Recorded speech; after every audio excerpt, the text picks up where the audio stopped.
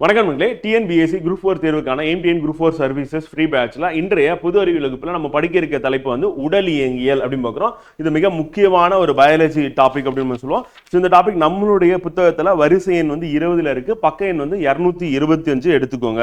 225 வந்து ஸோ இதுல என்னென்ன துணை தலைப்புகள் முக்கியமானது இருக்கு அப்படின்றத நம்ம ஃபர்ஸ்ட் பார்த்துருவோம் ஒரு கிளான்ஸ். அதுக்கப்புறமா நம்ம வகுப்புக்குள்ள போகலாம். வந்து ஸோ ஃபர்ஸ்ட் எடுத்த உறுப்பு மண்டலம் மொத்தம் எத்தனை இருக்கு? 8 இருக்கு அப்படின்னு அது என்னென்ன அப்படின்றத படிக்க போறோம்.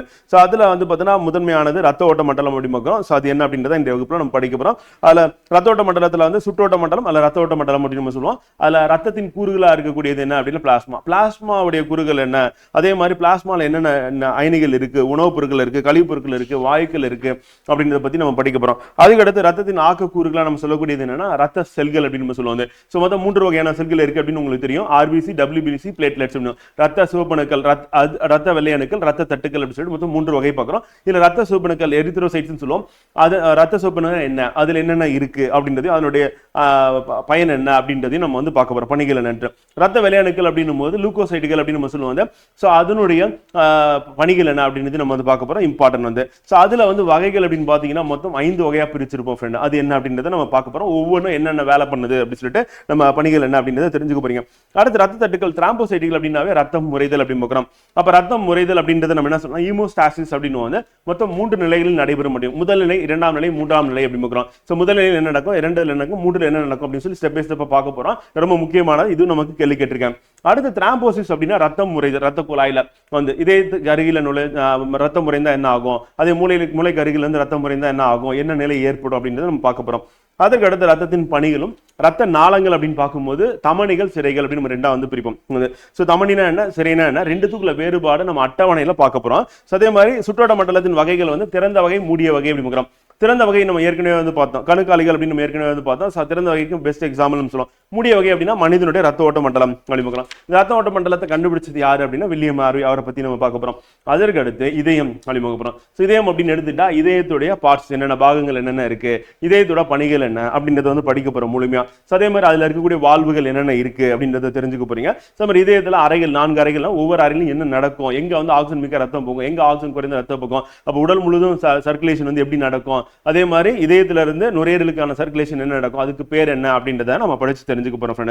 சோ இது வந்து முதுகெலும்பின் இதய அறைகள் அப்படின்றது நம்ம ஏற்கனவே வந்து பார்த்த விலங்கியல, அதையும் நம்ம திருப்பியும் ரீகால் பண்ண போறோம். சோ அது வந்து சிஸ்டமிக் உடல் ரத்த ஓட்டம் அப்படின்னு சொல்லுவோம். அதே மாதிரி நுரையீரல் ரத்த ஓட்டம் என்ன, அது எப்படி நடக்கும் அப்படின்னு பார்க்க போறோம். அடுத்து கரோனரி சுற்றோட்டம் அப்படின்னு சொல்லிட்டு இதயத்துக்குள்ள, இதய தசைக்குள்ள போயிட்டு வர்றது, அது இதய அறைகளுக்குள்ள போறது அப்படின்றது வேற, இதயத்தோட தசைகளுக்கு போறது வேற. சோ அதை பத்தி நம்ம இந்த வகுப்புல தெரிஞ்சுக்க போறோம். அடுத்து இதய துடிப்புனா என்ன, அதே வந்து நியூரோஜெனிக் அண்ட் மயோஜெனிக் இதய துடிப்புனா என்ன அப்படின்னு பார்க்க போறோம். இதய ஒலிகளும் ரத்த அழுத்தம் அப்படின்றத பார்க்க போறோம். சிஸ்டோலிக் அழுத்தம்னா என்ன, டயஸ்டோலிக் அழுத்தம்னா என்ன அப்படின்றத இன்றைய வகுப்புல நம்ம படிச்சு தெரிஞ்சுக்க போறோம் அப்படின்னு சொல்லி பார்க்கலாம். ஸோ வாங்க படிக்கலாம். ரொம்ப முக்கியமான ஒரு தலைப்பு தான், நம்ம தேர்வு நோக்கில் கண்டிப்பா கேட்கறதுக்கான வாய்ப்புகள் மிக அதிகம் அப்படி பார்க்கலாம். அதே மாதிரி நமக்கு மெயின்ஸ்லயே வந்து group D mains, group 2 mains and group 1 mains சொல்லி 3 மெயின்ஸ் எக்ஸாமினேஷன்லயும் இது நமக்கு உபயோகமா இருக்கும் அப்படி பார்க்கலாம். ஸோ உடல் இயங்கியல் அப்படின்னு எடுத்துக்கும் போது நம்ம உடலை பத்தி படிக்கிறது தான் அனாட்டமிக்கல் ஸ்டடி அப்படின்னு நம்ம சொல்லுவோம். ஸோ அப்போ உடலை பத்தி படிக்கக்கூடியது அப்படின்னு பார்க்கும்போது உடல்ல இருக்கக்கூடிய உறுப்புகள், முக்கியமான உறுப்புகள், அந்த உறுப்புகள் வந்து மற்ற உறுப்புகளோட சேர்ந்து ஒரு பணியை செய்யறதா நம்ம என்ன சொல்றோம்னா உறுப்பு மண்டலங்கள் அந்த பணியை செய்கிறது அப்படின்னு. மொத்தம் எத்தனை வகையான உறுப்பு மண்டலங்கள் இருக்கு நம்ம உடல் அப்படின்னு எடுத்துட்டோம்னா ஃப்ரெண்ட் வந்து 8 வகையான உறுப்பு மண்டலங்கள் வந்து இருக்கு அப்படிமுக்கம் வந்து. ஸோ அந்த உறுப்பு மண்டலங்கள் என்னென்ன அப்படின்னு பாத்தீங்கன்னா, ஒன்னு வந்து ரத்த ஓட்ட மண்டலம் அப்படிமுக்கம், 2வது நாளமில்லா சுரப்பி மண்டலம், 3வது எலும்பு மண்டலம், 4வது தசை மண்டலம், செரிமான மண்டலம், சுவாச மண்டலம், நரம்பு மண்டலம், கழிவுக்கிண மண்டலம், அப்படி மொத்தம் 8 வகையான மண்டலங்கள் இருக்கு. இதுல மிக முக்கியமானது அப்படின்னு நம்ம எடுத்துக்கிட்டோம் அப்படின்னா வந்து இந்த ஃபர்ஸ்ட் 2 நமக்கு தொடர்ந்து கேள்வி கேட்டுட்டே இருக்காங்க, மிக மிக முக்கியமானது அப்படின்னு பார்க்கறது. சோ ரத்த ஓட்ட மண்டலமும் நாளமில்லா சுரப்பி மண்டலமும் வெரி வெரி இம்பார்ட்டன்ட். இது எல்லாமே இது நம்ம டீடைலா படிக்கிற மாதிரி இருக்கும். ஏன்னா நாளமில்லா சுரப்பி மண்டலத்துல என்ன இருக்குன்னா ஹார்மோன்கள் இருக்கு அப்படின்னு. சோ அதன் அடிப்படையில் நமக்கு கேள்வி தொடர்ந்துட்டே இருக்கு. ரத்த ஓட்ட மண்டலத்துல முக்கியமானது என்ன அப்படின்னா வந்து இப்ப நம்ம என்னென்னலாம் சப்ஹெட்டிங்ஸ் பார்த்தோமோ சோ அது எல்லாமே ரத்த ஓட்ட மண்டலத்தை தான் வருது அப்படின்னு. சோ அதனால அது மிக முக்கியமானது. மற்றது எல்லாமே நம்ம ஆன்லைனரா படிச்சுக்கிட்டா கூட போதும் அப்படி பார்க்கலாம். சோ அப்படிதான் நம்ம இந்த டாபிக்கை அப்ரோச் பண்ண போறோம். சோ ஃபர்ஸ்ட் வந்து சுற்றோட்ட மண்டலம் அல்ல ரத்த ஓட்ட மண்டலம் அப்படின்னும் போது ரத்தம் அப்படின்றது என்ன அப்படின்னா வந்து பாத்தீங்கன்னா திரவ நிலையில் உள்ள திசுன்னு சொல்லுவோம். காரணம் என்னன்னா செல்கள்லாம் ஒன்னா சேர்ந்து என்ன ஃபார்ம் பண்ணும், நம்ம இதுக்கு முன்னாடி முந்தைய வகுப்புல நம்ம படிச்சதா திசுவை உருவாக்கும், திசுக்கெல்லாம் ஒன்னா சேர்ந்து உறுப்பு உருவாக்கும், உறுப்புகள்லாம் ஒன்னா சேர்ந்தா உறுப்பு மண்டலம், அந்த உறுப்பு மண்டலம் தான் உயிரினம் செயல்பட காரணமா இருக்கு அப்படின்னு. அப்ப அடிப்படையா இருக்கிறது என்ன, செல் தான். ஆனா அந்த செல்கள்லாம் ஒன்னா சேரும்போது திசுக்கள் சொல்றோம். அப்ப ரத்தத்துல என்ன செல் இருக்கு அப்படின்னா ரத்த சிவப்பணுக்கள், ரத்த வெள்ளை அணுக்கள், ரத்த தட்டுக்கள் சொல்லி மொத்தம் 3 வகையான செல்கள் இருக்கு. அதனால ரத்தத்தை நம்ம என்ன சொல்றோம்னா அப்படின்னா திசு அப்படின்னு நம்ம சொல்றோம். அப்ப ரத்தத்தை நம்ம திரவ நிலையில் உள்ள ஒரு இணைப்பு திசுனே நம்ம சொல்லலாம். வந்து ரத்தத்தில் பிளாஸ்மா எனும் திரவ பகுதியும் செல்களும் உண்டு. இந்த பிளாஸ்மா அப்படின்றது என்னன்னா வந்து நமக்கு தான் வந்து தாங்கி ஊடகமா வந்து இருக்கு அப்படின்னு பெரும்பாலும் என்ன அப்படின்னு பாத்தீங்கன்னா நமக்கு நீரா தான் இருக்கு பிளாஸ்மால அப்படின்னு. அப்ப பிளாஸ்மாவின் கூறுகள் என்ன அப்படின்றதையும் நம்ம வந்து பார்க்க போறோம். அடுத்து ரத்தத்தில் உள்ள செல்கள் அப்படின்னு பார்க்கும்போது ஒவ்வொரு செல்லை பத்தி நம்ம டீட்டெயிலா படிக்க போறோம் அப்படின்னு. சோ அப்ப ரத்தம் அப்படின் போது பிளாஸ்மா அப்படின்ற திரவ பகுதியும் உண்டு அப்படின்னு. இது எவ்வளவு அப்படின்னா வந்து பாத்தீங்கன்னா 58% வந்து பிளாஸ்மா தான் அப்படின்னு. அப்ப செல்கள் அப்படின்னு பார்க்கும்போது அது எவ்வளவு அப்படின்னா 45% அதுதான் இருக்கு. அப்ப ரத்தத்துல அதிக அளவுல என்னப்பா இருக்கு அப்படின்னா வந்து நமக்கு பிளாஸ்மா தான் இருக்கு அப்படின்னு. சோ அது நமக்கு இம்பார்ட்டன்ட் அப்படின்னு. சோ அப்ப பிளாஸ்மா அப்படின்றது 55%, செல்கள் 45% இருக்கு அப்படின்னு. சோ அது நமக்கு தேர்வுல கேட்பாங்க. பொதுவாக பெண்கள் உடல் எவ்வளவு ரத்தம் இருக்கு அப்படின்னு பாத்தீங்கன்னா ஃப்ரெண்ட் வந்து 4 ல இருந்து 5 லிட்டர். ஆண்களின் உடல் பொதுவாக 5 ல இருந்து 6 லிட்டர். அப்ப ஆவரேஜ் 5 லிட்டர் வச்சுக்கலாமா அப்படின்னா கரெக்ட் தான். சோ 4 ல இருந்து 5 வந்து பெண்களும், 5 ல இருந்து 6 வந்து. ஆனா நம்மளுடைய உடல் உயரத்தின் அடிப்படையில் பருமன் அடிப்படையில இருந்து ரத்தம் அப்படின்றது எவ்வளவு இருக்கும் அப்படின்னு சொல்லி டிசைட் ஆகுது. ஆனா ஆவரேஜா பெண்கள் அப்படின்னும் போது 4 ல இருந்து 5 லிட்டர், ஆண்கள் அப்படின்னா 5 ல இருந்து 6 லிட்டர் ஞாபகம் வச்சுக்கோங்க. சோ பிளாஸ்மா அப்படின்னு பார்க்கும்போது 55% பிளாஸ்மா இருக்கு ரத்தத்தில் அப்படின்னு பார்த்தோம். இதுல வந்து சிறிதளவு காரத்தன்மை உடையது அப்படின்னு. ஏன்னா ரத்தம் அப்படின்னும் போது நம்ம என்ன சொல்லலாம் 7.35 to 7.45 அப்படிமோ. இது வந்து pH ஸ்கேல்ல அதனுடைய மதிப்பு அப்படின்னு. சோ அப்ப ரத்தம் அப்படின்னு பார்க்கும்போது pH ஸ்கேல்ல எவ்வளவு இருக்கு அப்படின்னா வந்து 7.35 to 7.45. அப்ப 7.4 கூட நம்ம எடுத்துக்கலாம். 7க்கு மேல போனாவே காரம், 7க்கு கீழே போனா அமிலம். அப்ப அதிக அமிலத்தன்மை வாய்ந்தது அப்படின்னா வந்து 0க்கு பக்கத்துல இருக்கணும்.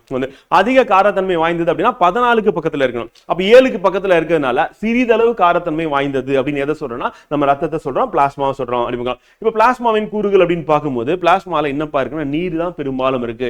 எவ்வளவு பர்சன்டேஜ்னா 92% வந்து நீர் தான் இருக்கு. இது ஒரு கரைப்பானா இருக்கு. ரத்த பொருட்கள் அப்படின்னு இருக்குல்ல, அதை தாங்கி ஊடகமா, அதை எடுத்துட்டு போகக்கூடிய ஊடகமா, ரத்த செல்கள் வந்து மிதந்துட்டு போகக்கூடிய ஊடகமா வந்து இருக்கு. சோ பிளாஸ்மா புரோட்டீன்கள் மிக மிக முக்கியமான பிளாஸ்மால இருக்கக்கூடிய புரதங்கள் அப்படின்னு பார்க்கிறோம். சோ அது என்ன அப்படின்னா ஒன்னு வந்து அல்புமின் அப்படின்னு பார்க்கிறோம். இது வந்து ஊடுகாப்பு ஒழுங்குபாடு அப்படின்னா அந்த ஆஸ்மோட்டிக் பிரஷர் அப்படின்னு சொல்லி சொல்லுவாங்க. சோ அதை மெயின்டைன் பண்ணுது அப்படி பார்க்கிறோம். ரெண்டாவது என்னன்னா குளோபுலின் அப்படின்னு பார்க்கிறோம். இது வந்து நோய் எதிர்ப்பு பொருள் அப்படின்னு பார்க்கிறோம். சோ அப்ப குளோபுலின் எதுக்கு அப்படின்னு சொல்லி கேட்டுருவாங்க. நோய் எதிர்ப்பு பொருளா அது வந்து எங்க இருக்குன்னா ரத்தத்துல பிளாஸ்மால இருக்கு அப்படின்னு ஞாபகம் வச்சுக்கணும். அடுத்து மூன்றாவது வந்து பாத்தீங்கன்னா நம்ம ஃபைப்ரினோஜன் சொல்லுவோம். இது வந்து ரத்தம் முறைதலுக்கு காரணமானது. அப்ப ரத்த தட்டுக்கள் அப்படின்றது வந்து இந்த ரத்தம் முறைதலை தொடங்கி வைக்கக்கூடிய ஒன்றா வந்து இருக்கு அப்படி பார்க்கிறோம். இந்த கரையாத இந்த ஃபைப்ரினோஜன் அப்படின்றத என்னவா மாறும் அப்படின்னா ஃபைப்ரினா வந்து மாறும். அதான் வலைப்பின்னலா வந்து ஏற்படுத்தும். அடிப்பட்டவனே ரத்த போக்கு அப்படின்றத கட்டுப்படுத்த ரத்தம் முறைய காரணமான ஒரு புரதம் அப்படின்றத ஃபைப்ரினோஜன். அத ரத்தம் முறைதல் எங்க இருக்குன்னு கேட்டாங்கன்னா பிளாஸ்மால இருக்கு. பிளாஸ்மாவின் புரதங்களா வந்து இருக்கு அப்படின்னு.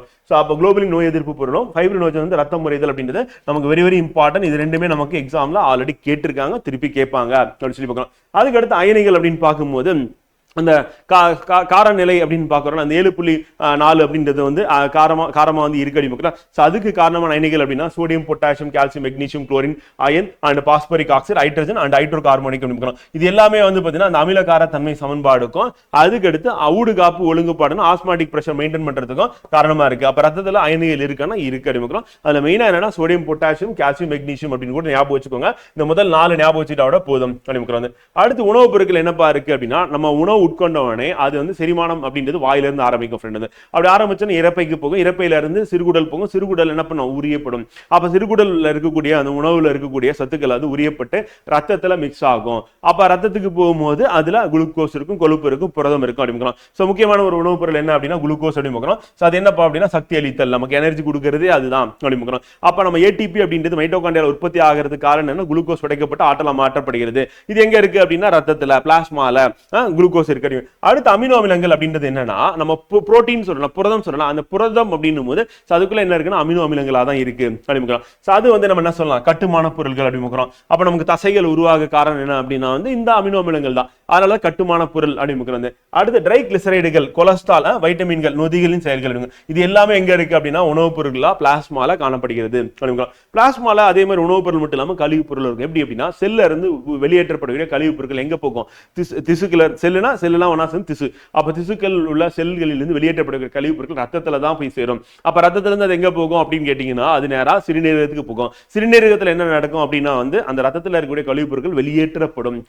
சோ அப்ப இந்த பணி நடைபெறதுக்கு நம்ம என்ன பிளட் சர்க்குலேஷன் நடக்கணும். அப்ப உடல்ல இருக்க எல்லா திசுக்களில இருந்து வெளியேற்றப்படக்கூடிய செல்களில் இருந்து வெளியேற்றப்படக்கூடிய கழிவு பொருட்கள் அப்படின்னு ரத்தத்துக்கு போயிட்டு ரத்தத்துல இருந்தா என்ன பண்ணும் சிறுநீரகத்தின் வழியாகோ அல்லது வேர்வை வழியாகோ வெளியேற்றப்படும். செரிக்கப்படாத உணவு அப்படின்றது என்ன அப்படின்னா அன்டைஜஸ்ட் ஃபுட் தான் எக்ஸ்கிரீட்டா வந்து மலமா வெளியேற்றப்படுகிறது அப்படிங்கிற. அப்ப செரிக்கப்பட்ட உணவு அப்படின்னும் போது அதுல இருந்து சத்துக்கள் உறிஞ்ச பின்ன எஞ்சிய உணவு அப்படின்னு. இப்ப விலங்குகள் எடுத்துக்கும் போது இப்ப கால்நடைகள் இருக்கு அப்படின்னா இப்ப மாட்டு சாணம் அப்படின்னு பார்க்கலாம். அப்ப மாடு வந்து என்ன பண்ணுதுன்னா கால்நடைகள் வந்து தாவரத்தை வந்து உணவா எடுத்துக்குது, அது டைஜஸ்ட் பண்ணி செரிமானம் அடைந்து அதுல இருந்து சத்துக்கள் உரியப்பட்டு மீதம் இருக்கிறது எக்ஸ்கிரீட்டாவா வெளியேற்றப்படுகிறது.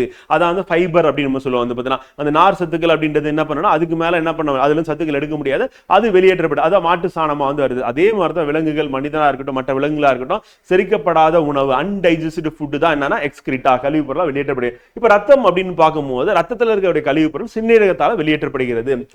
அப்ப என்னப்பா அப்படின்னா யூரியா, யூரிக் அமிலம், கிரியாட்டினின், அமோனியா சிறுநீரகத்தால் வெளியேற்ற செய்யப்படக்கூடியது அப்படிங்க. அதே மாதிரி பைலுறுப்பின் அப்படின்றது சிவப்பணுக்களின் அழிவு பொருட்களா வந்து இருக்கு. லாக்டிக் அமிலம் அப்படின்றது காற்றில்லா சுவாச முடிவு ஈவு பொருளா இருக்கு. நம்ம ஏற்கனவே லாக்டிக் அமிலம் உருவாகும் அப்படின்னு பார்த்தோம். எங்க உருவாகும் அப்படின்னா லாக்டிக் அமிலம் அப்படின்றது நம்ம காற்றில்லா சுவாசம் அப்படின்னா நம்ம தசைகள் இருக்கக்கூடிய செல்களுக்கு போதுமான அளவுக்கு ஆக்சிஜன் வந்து சப்ளை இல்லை அப்படின்னா அப்ப ஏடிபி உருவாக்கப்படும், 2 ஏடிபி உருவாக்கப்படும். அந்த 2 ஏடிபி உருவாக்கப்படக்கூடிய நிலையில நமக்கு லாக்டிக் அமிலம் அப்படின்னு ப்ரொடியூஸ் ஆகும்.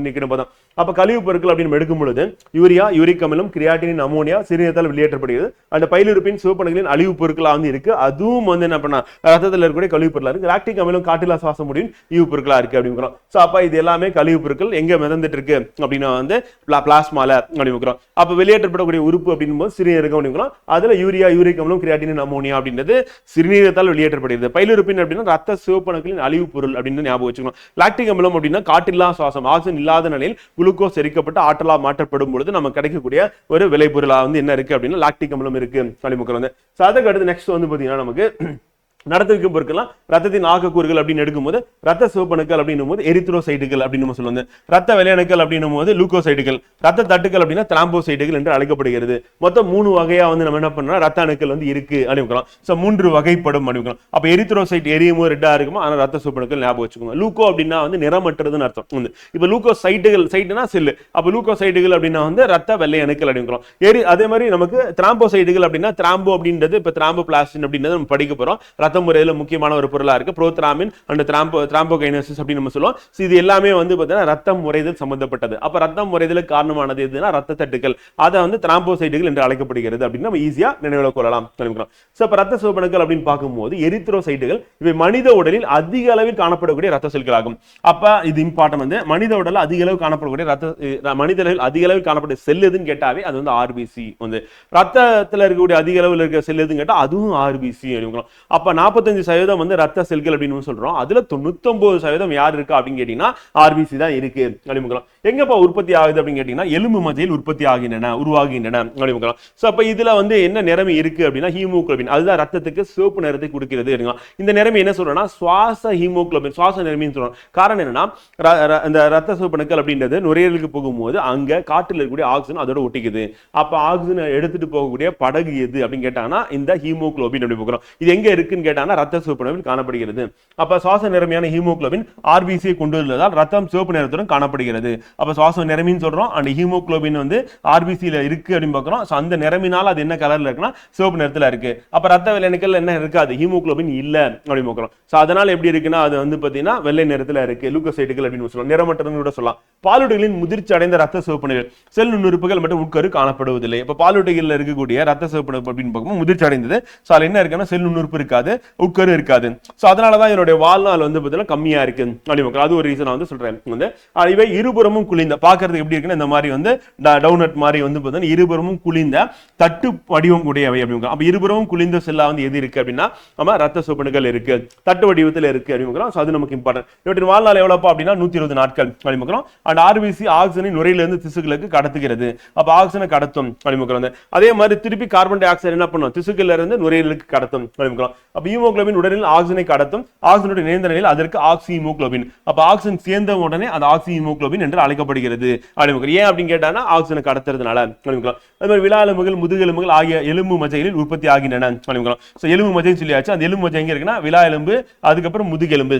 விலா எலும்பு அப்படின்னா வந்து பாத்தீங்கன்னா நம்ம நுரையீரலை சுத்தி இருக்கிறதா விலா எலும்பு அப்படிங்கிறோம். முதுகெலும்பு அப்படின்னா நம்ம முதுகு புறத்துல இருக்கு. அங்க இருக்கக்கூடிய எலும்பு மஜையில யார் உற்பத்தி ஆகிறா அப்படின்னா ஆர்பிசி உற்பத்தி ஆகிறது அப்படிங்கிறோம். முதிர்வடைந்த சிவப்பணுக்கள் எங்க அழியுது அப்படின்னா கல்லீரல் மண்ணீரல். அப்ப உற்பத்தி ஆகிறது அப்படின்னா வந்து எலும்பு மஜ்ஜை ஞாபகம் வச்சுக்கணும், விலா எலும்பு, முதுகெலும்பு.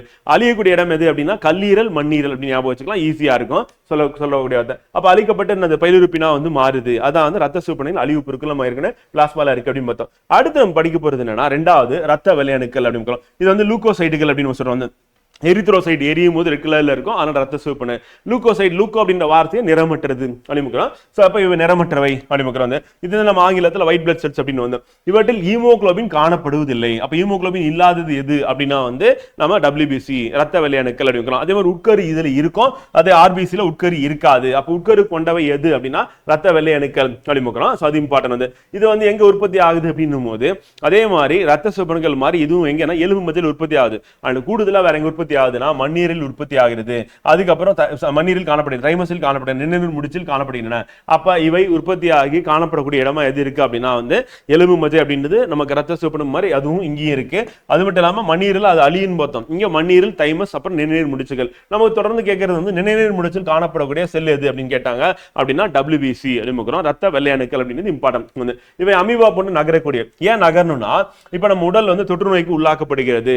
இப்ப வைரஸ், பாக்டீரியா, பூஞ்சை தொற்றால் ஏற்பட்டுச்சுன்னா அதை அந்த இடத்துக்கு போயிட்டு அந்த செல்களை வந்து பார்த்தீங்கன்னா தாக்கி அதை அழிக்கிறதுக்காக என்ன பண்ண அமீபா மாதிரி நகர்ந்து செல்லக்கூடியது எதுனா ரத்த வெள்ளையணுக்கள் அப்படிமுக்கிறோம். சோ அது நமக்கு இம்பார்ட்டன்ட். வெள்ளையணுக்கள் மொத்தம் எத்தனை வகையா பிரிக்கிறோம்னா 2 வகை வந்து மேஜரா பிரிக்கும் போது வந்து துகள்கள் உடையது, துகள்கள் அற்றது வந்து. அப்ப அந்த துகள்கள் உடையது அப்படின்னா வந்து சைட்டோபிளாசம் அப்படின்னு நம்ம சொல்லுவோம், அந்த முட்டையோட வெள்ளைக்கருன்னு சொல்லுவோம். சோ அதுல வந்து பார்த்தீங்கன்னா துகள்களை கொண்டுள்ள நீங்க பாத்தீங்கன்னா தெரியும் சைட்டோபிளாசத்துல அங்கங்க துகள்கள் வந்து காணப்படுகிறது. அப்படி துகள்கள் இருக்கிறது அப்படின்னு பாத்தீங்கன்னா மொத்தம் 3 வகையா வந்து பிரிக்கிறோம். துகள்கள் அற்றது வந்து 2 வகையா பிரிக்கிறோம். ஆக மொத்தத்தில் ரத்த வெள்ளையணுக்கள் மொத்தம் எத்தனை இருக்கு அப்படின்னா 5 வகைகள் இருக்கு. அப்ப துகள்கள் உடையது, துகள்கள் அற்றது அப்படின்னு நம்ம சொல்லும் போது அதை 2ஆ பிரிச்சு அதுல 3 + 2ன்னு பார்த்து மொத்தம் 5 செல்கள் வந்து இருக்கு ரத்த வெள்ளையணுக்கள் அப்படிங்கிறோம். சோ அதுல வந்து ஃபர்ஸ்ட் வந்து நியூட்ரோஃபில்கள், ரெண்டாவது ஈசினோஃபில்கள், மூணாவது வந்து நமக்கு பேசோஃபில்கள் என்று அழைக்கப்படுகிறது. இப்போ நியூட்ரோஃபில்கள் அப்படின்னும் போது என்னன்னா அளவில் பெரியவையா இருக்கு வந்து இருக்கிறதுலே பெருசு WBCல என்ன நியூட்ரோஃபில்கள் அப்படிங்கிறோம். சோ அது நம்ம இப்போ மொத்த வெள்ளையணுக்கள் அதிகமா இருக்கிறது யாருன்னா இதுதான் வந்து 60 ல இருந்து 65% பெருசா இருக்கு. 60 ல இருந்து 65% என்னன்னா நியூட்ரோஃபில்கள் தான் இருக்கு. இது எப்ப வந்து எண்ணிக்கை வந்து அதிகரிக்க நம்ம உடல்ல நோய் தொற்று மற்றும் வீக்கத்தின் போது. அப்ப நமக்கு பிளட் சாம்பிள்ஸ் வந்து கலெக்ட் பண்ணி அதை டெஸ்ட் பண்ணும்போது இதோட எண்ணிக்கை அதிகமா இருந்ததுன்னா அப்ப உடல் வந்து நோய் தொற்றுக்கு உள்ளாகி இருக்கு அப்படின்றது. சோ அப்போ வீக்கத்தின் போது நமக்கு என்ன ஆகும் அப்படின்னா நியூட்ரோஃபில்கள் அதிகரிக்கும். அப்ப அளவில் பெரியவையா இருக்கிறது நியூட்ரோஃபில்கள் 60 ல இருந்து 65% காணப்படுகிறது. நமக்கு நோய் தொற்று ஏற்பட்டுருச்சு அப்படின்னா இதோட எண்ணிக்கை அதிகரிக்கும். சோ அதுதான் வந்து ரத்த வெள்ளையணுக்கள் நியூட்ரோஃபில்கள் அப்படின்றத பத்தி நம்ம தெரிஞ்சுக்க வேண்டியது. அடுத்து ஈசினோஃபில்கள் அப்படின்றது ரத்த வெள்ளையணுக்கள் ஒரு வகை அப்படிங்கிறோம். இது வந்து ஒட்டுண்ணி தொற்று மற்றும் ஒவ்வாமை ஏற்படும் போது, அது அலர்ஜி ஏற்படுது, ஒட்டுண்ணி தொற்று ஏற்படுதுன்னா அப்ப வந்து பாத்தீங்கன்னா நமக்கு என்ன அதிகரிக்கிறது. ஒட்டுண்ணினா நம்ம உயிரோட இருக்கும் போது நம்ம உடல்ல ஒட்டுண்ணிகளோட எண்ணிக்கை அதிகமா இருந்தா அப்ப பாதிப்பு, அப்புறம் அலர்ஜி அப்படின்னு அப்ப ஈசினோஃபில் அதிகமாகும். வந்து இதோட வேலை என்னன்னா நச்சுக்களை அழித்தல், வந்து நச்சு முறிவினை ஏற்படுத்துதல் அப்படிங்கிறோம். இப்ப இந்த ஒட்டுண்ணிகளால் உற்பத்தி பண்ணக்கூடிய நச்சு இருக்கு அப்படின்னா அந்த நச்சுக்களை அழிக்கிறது, நச்சு முறிவினை ஏற்படுத்துறது அப்படின்னு யாருடைய வேலையா இருக்கு அப்படின்னா வந்து நமக்கு ஈசினோஃபில்களோட வேலையா இருக்கு. அப்ப ஈசினோஃபில்கள் அப்படின்னும் போது ஒட்டுண்ணி தொற்று, அப்புறம் நமக்கு அலர்ஜி அப்படின்னு ஓமை வந்து அப்ப அதிகரிக்கிறது. அப்ப நச்சு அழித்தல், நச்சு முறிவினை அழித்தல் அப்படின்றது இதோட வேலையா வந்து இருக்கு ஈசினோஃபில்கள். பேசோஃபில்கள் அப்படின்றது என்னன்னா வீக்கங்கள் உண்டாகும் போது வேதிப்பொருளை வெளியேற்றுகின்றன. அப்ப நமக்கு வீக்கம் அடைந்தது உடல்ல எங்கேயாவது அப்படின்னா அப்ப வேதிப்பொருள் வெளியேற்றக்கூடியது பேசோஃபில்கள் அப்படிங்கிறோம். அடுத்து முக்கியமானது ஹிப்பாரின் என்னும் பொருள் வந்து ரத்தம் உறைதலை தடை செய்யும். ஏன்னா ரத்த குழாய்க்குள்ள ரத்தம் வந்து உறையக்கூடாது வந்து. அப்ப ரத்த குழாயில ரத்தம் வந்து பாத்தீங்கன்னா போகணும். அந்த இடத்துல ரத்த குழாயில ரத்தம் உறைதல் ஏற்பட்டுச்சுன்னா மிகவும் ஆபத்தான நிலை அப்படின்னு. ஏன்னா ரத்தம் சுற்றோட்டம் அப்படின்னு பார்க்கிறோம். அப்படி ரத்தம் வந்து உடலை சுத்திட்டே இருக்கும். அப்பதான் என்ன ஆகும் அப்படின்னா அனைத்து செல்களுக்கும் என்ன கிடைக்கும் வந்து ஆக்சிஜன் கிடைக்கும், உணவு கிடைக்கும், குளுக்கோஸ் கிடைக்கும். அதே மாதிரி அந்த செல்லில இருந்து வெளியேற்றக்கூடிய கழிவு பொருள் எங்க போகும், சிறுநீரகத்துக்கு வந்து போகும், நுரையீரலுக்கு போயிட்டு கார்பன் டை ஆக்சைடு வெளியேற்ற. அப்ப ரத்த சுழற்சி இல்லைன்னா என்னது, அது வந்து நம்ம இறந்த நிலைக்கு சமம். அப்ப ரத்த சுழற்சிக்கு வந்து தடை ஏற்படுத்தும் விதமா நடக்கிறது தான் என்னன்னா ரத்தம் உறைதல் அப்படிங்கிறோம். ரத்த குழாயில ரத்தம் உறையாம பாத்துக்கிறதுக்கு நமக்கு என்ன தேவைன்னா ஹிப்பாரின். அடிபட்டு ரத்தம் வெளியேறுது அப்படின்னா அப்ப வந்து நம்ம ரத்தம் உறையணும். ஏன்னா நம்ம உடல்ல இருக்கிறது 5 லிட்டர் ரத்தம் தான் வந்து. அப்ப அடிபட்டு ரத்தம் வெளியேறிடுச்சு அப்படின்னா என்னது, உடல் வந்து செயல்படாது. எப்படி நமக்கு வந்து ஒரு மோட்டார் வந்து பாத்தீங்கன்னா கரண்ட் இல்லைன்னா வந்து இயங்க முடியாதோ அதே மாதிரி நம்ம உடல்ல இருக்க அனைத்து உறுப்புகளுக்கும் வந்து பாத்தீங்கன்னா ஆற்றல் அப்படின்னு உற்பத்தி செய்ய என்ன வேணும்னா ஆக்சிஜன் வேணும் அண்ட் குளுக்கோஸ் வேணும் அப்படிங்கிறோம். சோ அப்ப ஆக்சிஜன் குளுக்கோஸ் அப்படின்றது போய் சேர்ந்துச்சுன்னா தான் அது செயல்படும். அதே மாதிரி வந்து வெளியேற்றக்கூடிய கழிவுப் பொருட்கள் அப்படின்றது கழிவுநீக்க மண்டலத்தின் மூலமாக வெளியேற்றப்படணும் அப்படிங்கிறோம். சோ இப்ப துகள்கள் அற்ற செல்கள் அப்படின்றது அடுத்து இரண்டு வகை வந்து இருக்கு. அது என்ன அப்படின்னு பார்ப்போங்க.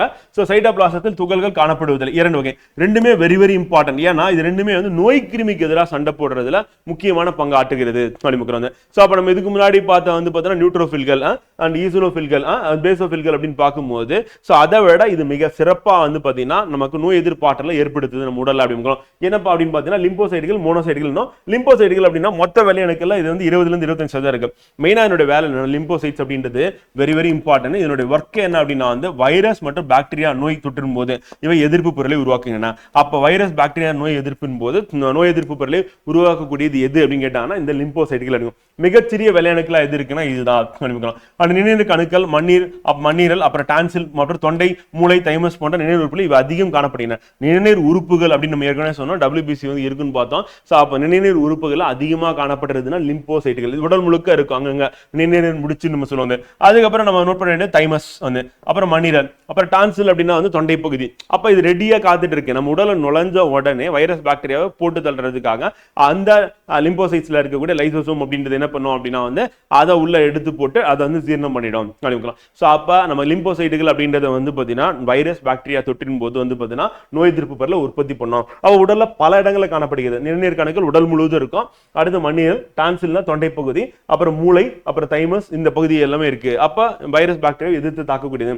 இதுல பி செல்கள் எனப்படும் லிம்போசைட்டுகள் வந்து ஆன்டிபாடி என்னும் எதிர்ப்பு நச்சுகளை தயாரிக்கக்கூடியவை. அப்ப இதுலயே வந்து பி செல்கள் அப்படின்னு ஒரு வகை இருக்கு. இதெல்லாம் லிம்போசைட்டுகள் பி செல்கள் அப்படின்னு சொல்லிட்டு அதுதான் வந்து ஆன்டிபாடி உற்பத்தி பண்ணக்கூடியது. அந்த பாக்டீரியாங்களோட இணைந்து அவற்றை அழித்து விடுகின்றன. அப்ப பாக்டீரியா வந்து அதோட அட்டாச் ஆகி அதை வந்து அழிக்கக்கூடிய வேலை யார் பண்றா அப்படின்னா வந்து இந்த லிம்போசைட்டுகள் பண்ணுது. இல்ல டி செல்கள் லிம்போசைட்டுகள் வைரஸ்களை எதிர்த்து தாக்கக்கூடியவை. ஸோ பி செல்கள் அப்படின்றது மெயினா வந்து பாக்டீரியா வந்து அழிக்கக்கூடியது. அண்ட் டி செல்கள் அப்படின்றது வைரஸை எதிர்த்து தாக்கக்கூடியது. அப்ப பி செல் டி செல் ரெண்டு வகை இருக்கு. எதுலன்னு கேட்டா லிம்போசைட். லிம்போசைட்டே WBC ஒரு வகை தான் ஃப்ரெண்ட் வந்து. ஆனா அந்த லிம்போசைட்டுகள்ல டி செல் பி செல் பிரிக்கிறோம். பி செல் ஃபார் பாக்டீரியா ஞாபகம் வச்சுக்கோங்க, டி செல் அப்படின்னா வைரஸ் அப்படி ஞாபகம் வச்சுக்கோங்க. சோ அது நமக்கு இம்பார்ட்டன்ட் அப்படிமுக்கிறோம். சோ அதற்கு அடுத்து இவ வைரஸ்களை தங்கி இருந்து இனப்பெருக்கம் அடையும் செல்களை தாக்கி அழிக்கும் தன்மையுடையவை. அப்ப வைரஸ் வந்து ஒரு செல்லுக்குள்ள போயிருச்சு அப்படின்னா அந்த செல்லுக்குள்ள வந்து அது அதிக எண்ணிக்கை அதிகரிக்க போகுதுன்னா உடனே அந்த செல்லையே கில் பண்ணிடும். அது மூலமா வைரஸையும் அது கில் பண்றது அதனுடைய வேலையா இருக்கு. அப்ப வைரஸால் பாதிக்கப்பட்ட செல்களை தாக்கி அழிக்கக்கூடிய தன்மை கொண்டது எதுன்னு கேட்டாங்கன்னா நம்ம டி செல்கள் அப்படின்னு சொல்லுவோம். இது எங்க இருக்குன்னா லிம்போசைட்டுகள் இருக்கு. WBC ஒரு வகை அப்படின்னு ஞாபகம் வச்சுக்கணும். அடுத்து மோனோசைட்டுகள் அப்படின்னா இவை லூக்கோசைட்டுகளே மிகப்பெரியவை அப்படின்னு. அதாவது அதிக எண்ணிக்கையில இருக்கிறது அப்படின்னா நம்ம நியூட்ரோஃபில்கள் நம்ம படிச்சோம், எண்ணிக்கை வைஸ் அதிகம். ஆனா பெரிய சைஸ்ல யார் இருக்கா அப்படின்னா வந்து இந்த மோனோசைட்டுகள் அப்படின்னு. இவை வந்து லியூக்கோசைட்டுகள் மிகப்பெரியவை, அமீபாய்டு வடிவம் கொண்டவை அப்படின்னு. அமீபா மாதிரி நகரக்கூடியது எது நம்ம சொன்னோம் வந்து WBC சொன்னோம், ரத்த வெள்ளையணுக்கள். அப்ப அமீபாய்டு வடிவம் கொண்டதாவே எது இருக்குன்னா அந்த மோனோசைட்டுகள் பெருசா இருக்கு சைஸ்ல அப்படின்னு. ஆனா பர்சன்டேஜ் வைஸ் வந்து கம்மி தான், 5 to 6% தான் இருக்கு. இவை விழுங்கும் செல்கள் ஆதல் பாக்டீரியாக்களை விழுங்குகின்றன. பாக்டீரியாவை முழுங்கி அதை டைஜஸ்ட் பண்ணிடும். இப்ப வைரஸ் தொற்றுக்கு உள்ளான செல்லா இருந்தா அந்த செல்லையே என்ன பண்ணுன்னா அதோட அட்டாச்சா அந்த செல்லை வந்து கில் பண்றது, அதை கொல்றது அப்படின்னு யார் பண்ணுவா அப்படின்னா வந்து டி செல்கள் லிம்போசைட்டுகள் வந்து பண்ணுவோம். பாக்டீரியாவை முழுங்கக்கூடிய செல் எது அப்படின்னு கேட்டாங்கன்னா நம்ம இந்த மோனோசைட்டுகள். இதுதான் வந்து இருக்கிறதுல பெருசு, WBCல பெருசு அப்படிமுக்கலாம். சரி ஞாபகம் வச்சுக்கணும். அடுத்து மூன்றாவது வகையான செல் அப்படின்னு பாத்தீங்கன்னா நம்ம ரத்தத்துல இருக்கிறது வந்து ரத்த தட்டுக்கள் அப்படின்னு சொல்லுவோம், திராம்போசைட்டுகள் அப்படின்னு சொல்லுவாங்க. இவை அளவில் சிறியவையா இருக்கு வந்து, அதே மாதிரி நிறமற்றவை, இவற்றில் உட்கரு இல்லை. அப்ப பாத்தீங்கன்னா நமக்கு ரத்த சிவப்பணு மாதிரி உட்கரு இல்ல வந்து, அதே மாதிரி ரத்த சிவப்பணு மாதிரி நமக்கு என்ன ஆகுதுன்னா நிறமற்றவை, ரத்த வெள்ளையணு மாதிரி நிறமற்றவையா இருக்கு. அப்ப ரெண்டுத்துடைய பண்பும் இதுல இருந்து காணப்படுகிறது. ஒரு கனமில்லிமீட்டர் ரத்தத்தில் வந்து 2,50,000 இருந்து 4 லட்சம் வரை ரத்த தட்டுகள் உள்ளன வந்து. இதுதான் வந்து நம்ம டெங்கு காய்ச்சலும் போது ரத்த தட்டுக்களை வந்து பாதிப்புக்குள்ளாகும். அப்ப அதனோட எண்ணிக்கை எவ்வளவு சொல்லி டெஸ்ட் பண்ணுவாங்க வந்து. அப்ப சராசரியா நமக்கு எவ்வளவு இருக்குன்னா 2.5 லட்சத்துல இருந்து 4 லட்சம் இருக்கிறது தான் என்னன்னா ரத்த தட்டுகளோட எண்ணிக்கை வந்து இருக்கணும். இவற்றின் வாழ்நாள் வந்து 8 இருந்து 10 நாட்கள் அப்படிங்கிறோம். அப்ப WBC அப்படின்னு பார்க்கும்போது அவற்றின் வாழ்நாள் எத்தனை நாட்கள் அப்படின்னு பாத்தீங்கன்னா 4 வாரங்கள் அப்படின்றத நம்ம ஞாபகம் வச்சுக்கணும். சோ வாழ்நாள் அப்படின்னு பாத்தீங்கன்னா 4 வாரங்கள், வாழ்நாள் 4 வாரங்கள் அல்லது 28 நாட்கள் நம்ம சொல்லுவோம். ஓகேவா? அது இம்பார்ட்டன்ட். அடுத்து இப்ப ரத்த தட்டுகள் அப்படின்னு பார்க்கும்போது இவை ரத்தம் முறைதலில் முக்கிய பங்கு வகிக்கின்றன. இதனோட வேலை என்ன? ரத்தம் முறையேறுது அப்படின்னு. காயங்கள் ஏற்படும் பொழுது ரத்தம் உறைதல் ஏற்படுத்தி ரத்தப்போக்கை கட்டுவேன். அப்ப காயம் ஏற்பட்டுச்சுன்னா உடனடியாக ரத்த உறைதலை ஏற்படுத்தி ரத்தப்போக்கை கட்டுப்படுத்தக்கூடியது தடுக்குகின்றது யாருன்னா ரத்த தட்டுகள் வந்து பண்ணும். அதோட பிக்சர் இருந்து ரத்தம் உறைதல் அப்படின்றதுக்கு பேர் என்ன, ஹீமோஸ்டாசிஸ் என்று பெயர் அப்படிங்கிறோம். அப்ப ரத்தம் உறைஞ்சது அப்படின்னா அதுக்கு பேர் ஹீமோஸ்டாசிஸ். அப்ப பிளாஸ்மாவில் உள்ள பல புரோட்டீன்களால் ரத்தம் உறைதல் ஏற்படுகிறது. அப்ப ரத்தம் உறையிறது காரணம் என்னப்பா அப்படின்னா இந்த ரத்த தட்டுகள் வந்து ஒரு முக்கிய பங்காற்றுகிறது. ஆனா பிளாஸ்மாவில் உள்ள புரோட்டீன் நம்ம ஏற்கனவே பார்த்தோம், என்ன பார்த்தோம், ஃபைப்ரினோஜன் அப்படின்றது பார்த்தோம். சோ அப்ப பிளாஸ்மாவில் உள்ள பல புரோட்டீன்கள் ரத்தம் உறைதல் ஏற்படுகிறது. இவற்றுக்கு உறைதல் காரணிகள் அப்படின்னு சொல்றோம். பொதுவாக காரணிகள் செயலற்ற நிலையில் ரத்தத்தில் அமைந்திருக்கும். அப்ப செயலற்ற நிலையில என்னன்னா அது செயல்படாம இருக்கும். காயம் ஏற்பட்டுச்சு அப்படின்னா உடனடியாக இந்த ரத்தம் உறைதல் தூண்டிவிடப்படுகிறது. அப்ப காயம் ஏற்பட்டா மட்டும்தான். அப்ப செயலற்ற நிலையில் என்ன இருக்குன்னா ரத்தம் உறைதல் காரணிகள் பிளாஸ்மால ஆல்ரெடி ரெடியா வந்து இருக்கு அப்படிங்கிறோம். இப்ப காயம் ஏற்பட்டுச்சுன்னா உடனே தூண்டிவிடப்படுகின்றன. இந்த தூண்டுதல் வந்து 3 நிலையில் நடைபெறுகிறது. முதல் நிலை என்ன நடக்கும் அப்படின்னா வந்து த்ராம்போகைனஸ் தோன்றுதல் அப்படிங்கிறோம். அதுதான் வந்து முதல் நிலை அப்படிங்கிறோம். சோ அப்ப த்ராம்போகைனஸ்னா பாதிப்படைந்த, இப்ப வந்து அடிபட்டுறது, காயம் ஏற்படுது. அப்ப காயம் ஏற்பட்ட திசுக்கள்ல லிப்போ புரோட்டீன்களும் பாஸ்போலிபிட்களும் வெளியேற்றுகின்றன. அப்ப ஒரு திசுல வந்து பாதிப்பு ஏற்பட்டுச்சு அப்படின்னா உடனே அது என்ன பண்ணுதுன்னா லிப்போ புரோட்டீன்கள் லிப்பிடுகளை வெளியேற்றுகின்றன. இதுதான் வந்து அடிபட்டுச்சு அப்படின்றதுக்கான ஒரு சைன் வந்து. அப்ப உடனே அந்த அறிகுறி தென்பட்ட உடனே விட்டிருக்கு திசு காரணிகள் அல்லது திராம்போபிளாஸ்டின் என்று பெயர். இக்காரணிகள் திராம்போகைனஸ் அல்லது புரோதராமின் என்னும் பொருள் தோற்றுவிக்கப்படுகிறது. அப்ப அடிப்பட்டவனே திசுல இருந்து என்ன பண்ணும் அப்படின்னா வந்து நமக்கு இந்த லிப்போ புரோட்டீன்கள் லிப்பிடுகள் அப்படின்னு வெளியேற்றப்படும். அது வெளியேற்றப்பட்ட உடனே என்ன ஆகும் அப்படின்னா வந்து திராம்போகைனஸ் அப்படின்றது வந்து அல்லது புரோதராமின் அப்படின்றது உற்பத்தி செய்யப்படும் அப்படிங்கிறோம். இப்ப இந்த இரண்டாவது நிலை அப்படின்னா இந்த திராமின் தோன்றுதல் என்ற நிலையில் இரண்டாவது நிலை முடிபெறுது. அப்ப திராமின் அப்படின்னா என்னன்னா பிளாஸ்மாவில் கரைந்துள்ள புரோதராமின் என்னும் புரோட்டீன் திராமின் என்னும் நொதியாக மாறுகிறது. இப்ப புரோதராமின் அப்படின்றது வந்து உருவாகிறது. திராம்போகைனஸ் உருவாகிற முதல் நிலை.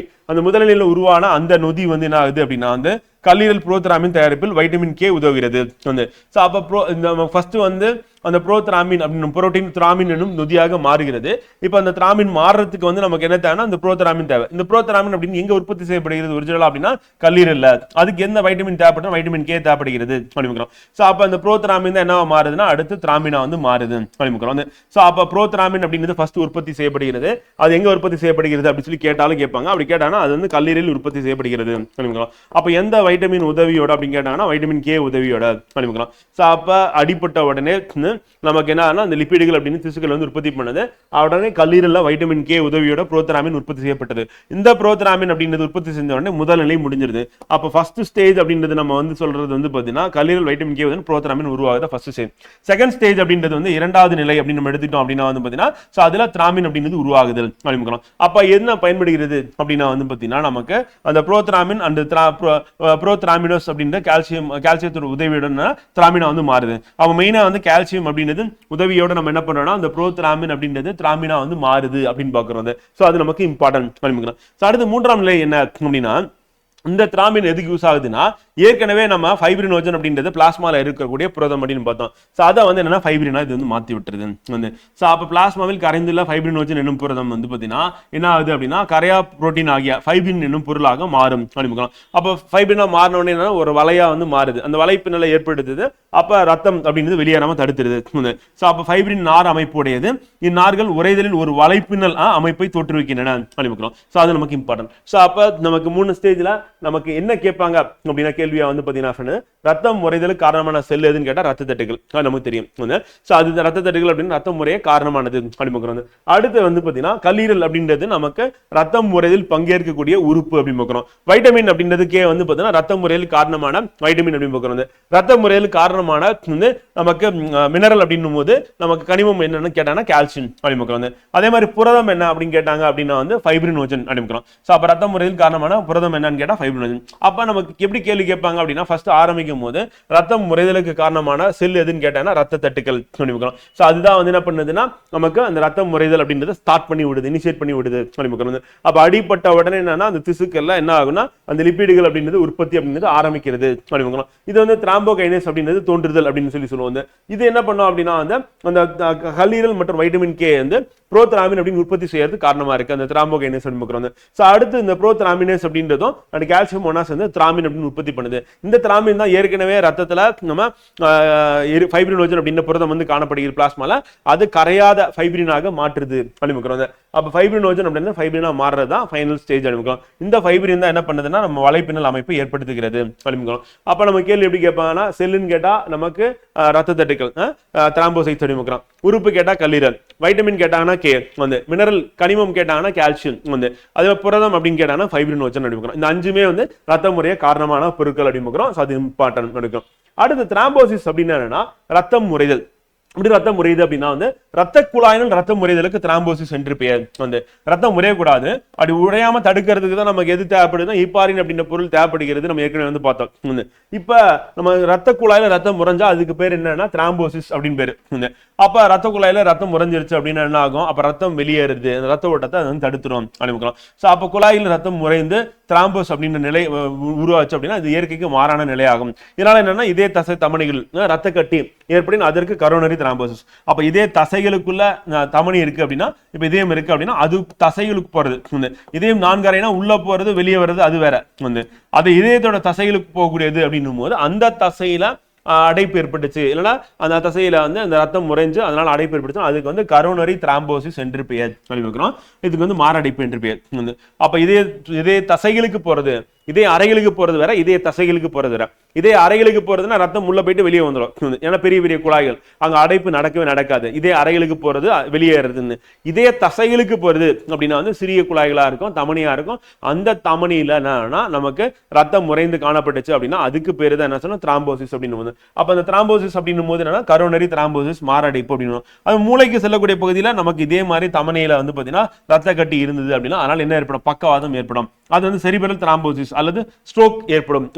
அப்ப செரிப்ரல் திராம்போசிஸ் ஸ்ட்ரோக் அப்படின்னு ஏற்படக்கூடிய நிலை வந்து மூளைக்கு செல்லக்கூடிய ரத்த குழாயில பாதிப்பு ஏற்படுறது.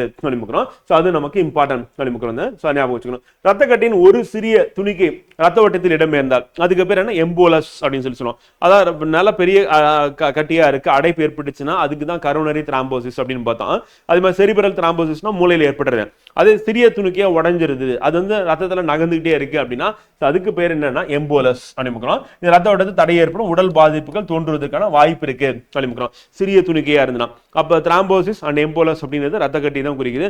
பெரிய சைஸ்ல இருக்கும், அடைப்பு ஏற்பட்டுச்சுன்னா அது வந்து திராம்போசிஸ் வந்து. சிறிய துணிக்கையா இருந்தது அப்படின்னா வந்து அதை வந்து எம்போலஸ் அப்படின்னு நம்ம சொல்லுவாங்க. அடுத்து ரத்தத்தின் பணிகள் அப்படின்னா மெயினா என்ன பண்ணுது அப்படின்னா வந்து ஆக்சிஜனை கடத்துது, கார்பன் டை ஆக்சைடு கடத்துது. கார்பன் டை ஆக்சைடு அப்படின்னு கேட்டீங்கன்னா ஆமா, ஏன்னா போகும்போது நுரையீரல்ல இருந்து திசுக்களுக்கு போகும்போது ஆக்சிஜன் எடுத்துட்டு போகும். திரும்ப திசுக்கள்ல கழிவு நீக்க பொருளா வந்து கார்பன் டை ஆக்சைடு வெளியேற்றப்படும். எப்ப நமக்கு வளர்ச்சி மாற்றத்துல குளுக்கோஸ் எரிக்கப்பட்டு ஆற்றலா மாற்றப்படும் போது நமக்கு என்னெல்லாம் உற்பத்தி ஆகும்? ஒண்ணு ஆற்றல் ஏடிபி, ரெண்டாவது நீர், மூணாவது கார்பன் டை ஆக்சைடு. அப்ப அந்த கார்பன் டை ஆக்சைடு அப்படின்றது இங்க இருந்து வெளியேனா செல்ல இருந்து திசுக்கள் வழியா வெளியேற்றப்படும். அப்படி வெளியேற்றப்படக்கூடிய அந்த கார்பன் டை ஆக்சைடு எங்க போகும்னா நுரையீரல் போகும், நுரையீரல இருந்து வெளியேற்றப்படும். அப்ப நம்ம உள்ள இழுக்கும் பொழுது இருக்கக்கூடிய ஆக்சிஜன் கார்பன் டை ஆக்சைடு அப்படின்னு அதனுடைய அளவு வந்து நம்ம வெளியேற்றப்படும் போது ஆக்சிஜன் குறைஞ்சிருக்கும், கார்பன் டை ஆக்சைடு அதிகரிச்சிருக்கும். அப்ப இதை வச்சு சொல்லும் போது ஆக்சிஜன் ஹீமோகுளோபின்ல ஒட்டிட்டு உடல் முழுக்க நமக்கு செல்லுது அப்படின்னு. அதே கார்பன் டை ஆக்சைடு உடல்ல இருந்து என்ன பண்ணணும்? அந்த ஹீமோகுளோபின்ல திருப்பி ரிட்டர்ன் வரும்போது சுமார் அப்ப ஒன்னே தான் ரத்தம் போறது. அப்ப போகும்போது ஆக்சிஜன் டெலிவரி பண்ணிட்டு ரிட்டர்ன் என்ன பண்ணும்? கார்பன் டை ஆக்சைடு எடுத்து திருப்பி லங்ஸுக்கு வந்துடும் சொல்லிக்கலாம். அப்ப செரிமானம் அடைந்த உணவுப் பொருட்களை அனைத்து செல்களுக்கும் கடத்துகிறது. அடுத்து அதான் என்னன்னா குளுக்கோஸ், மெயினா குளுக்கோஸ், புரதம், கொழுப்பு அப்படின்னு கடத்துகிறது. ஹார்மோன்களை கடத்துகிறது. இப்ப ஹார்மோன்கள் அப்படின்னும் போது நாளமில்லா சுரப்பிகளா வந்து இருக்கு. அப்ப ரத்தத்துல சுரந்துருது. அப்ப அந்த ஹார்மோன் என்ன பண்ணுன்னா போயிட்டு குறிப்பிட்ட திசுக்கள்ல செல்களுக்கு போயிட்டு ஒரு வேலையை வந்து சொல்லுது மணிமுக்கிறோம். சோ அதுல வந்து கோடிங்கோட வந்து போகும். அப்ப அந்த கோடிங் வந்து சில செல்கள் மட்டும் தான் என்ன பண்ணும்? அதுக்கு வந்து ரியாக்ட் பண்ணும் மணிமுக்கிறோம். அப்ப ஹார்மோன்கள் கடத்துறது, உணவுப் பொருட்களை கடத்துறது, ஆக்சிஜன் கார்பன் டை ஆக்சைடு கடத்துறது யார் பண்றா அப்படின்னா மெயினா ரத்தம் பண்ணுது. அது மட்டும் இல்லாம கழிவு நீக்க பொருட்களான நைட்ரஜன் கழிவு நீக்க பொருட்கள், அமோனியா, யூரிக் அமிலம், யூரியா போன்றவற்றை கடத்துகிறது. இப்ப நோய் தாக்குதல் ஏற்பட்டுச்சு அப்படின்னா அந்த உடலை பாதுகாக்கிறதுக்காக என்ன பண்ணுது அப்படின்னா உடல் வெப்பநிலை மற்றும் pH ஒழுங்குபடுத்தும் தாங்கு ஊடகமா இருக்கு. அதே மாதிரி WBC அப்படின்றத எடுத்துட்டு போயிட்டு அந்த ஸ்பாட்டுக்கு சேர்க்கிறது யாருன்னா அதுவும் ரத்தம் தான் பண்ணுது. உடலின் நீர் சமநிலையை பராமரிக்கிறது. நம்ம தினமும் வந்து நீர் அப்படின்றது வந்து பாத்தீங்கன்னா குறைந்தது 2 லிட்டர் அப்படின்னு சொல்லி சொன்னோம். அப்ப நம்ம 2 லிட்டருக்கு மேல கண்டிப்பா வந்து குடிக்கணும். அப்ப ஒவ்வொருத்தருடைய உருவத்தின் உயரத்தின் அடிப்படையிலும் உடல் பருமனின் அடிப்படையில் நம்ம நீர் வந்து குடிக்கிற மாதிரி இருக்கும். சோ ஒரு 3ல இருந்து 5 லிட்டர் தண்ணி குடிச்சிங்க அப்படின்னா வந்து நல்லது. உடல் சீரா இயங்க, உடல் உறுப்புகள் வந்து சீரா இயங்கிறதுக்கு நம்ம கண்டிப்பா இது அவசியம்.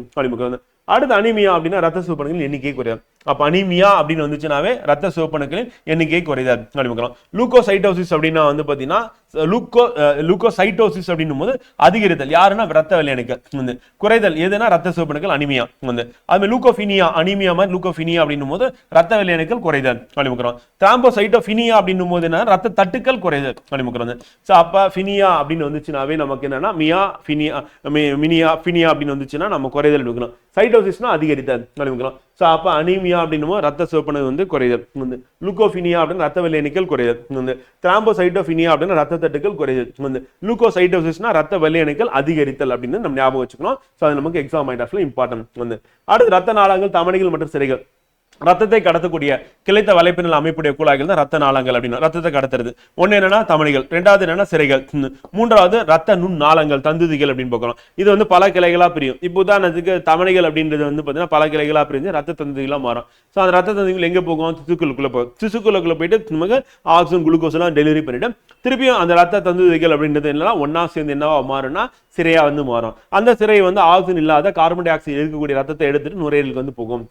ஸோ அப்போ மொத்தம் 3 வகையா இருக்கு. தமனிகள், சிரைகள், ரத்த நுண்ணாளங்கள், தந்துதிகள் 3 வகைப்படும். இங்க பாத்தீங்கன்னா தெரியும், இதயத்துல இருந்து வரக்கூடிய ஆக்சிஜன் மிக்க ரத்தத்தை எடுத்துட்டு தமனி வந்து என்ன பண்ணணும்னா உள்ள போகும். அப்படி உள்ள போகும்போது எங்க போனா ரத்த தந்துதிகளா பிரியுது வந்து. திருப்பி அந்த திசுக்கள் இருந்ததுன்னா ரத்த தந்துதிகள் அப்படின்றது திருப்பியும் ஒன்னா சேர்ந்து அது வெனியூல் அப்படின்னு நம்ம சொல்லுவோம். ஸோ அந்த வெனியூல்லாம் ஒன்னா சேர்ந்து நமக்கு என்ன மாறுது? சிறையா வந்து மாறுது.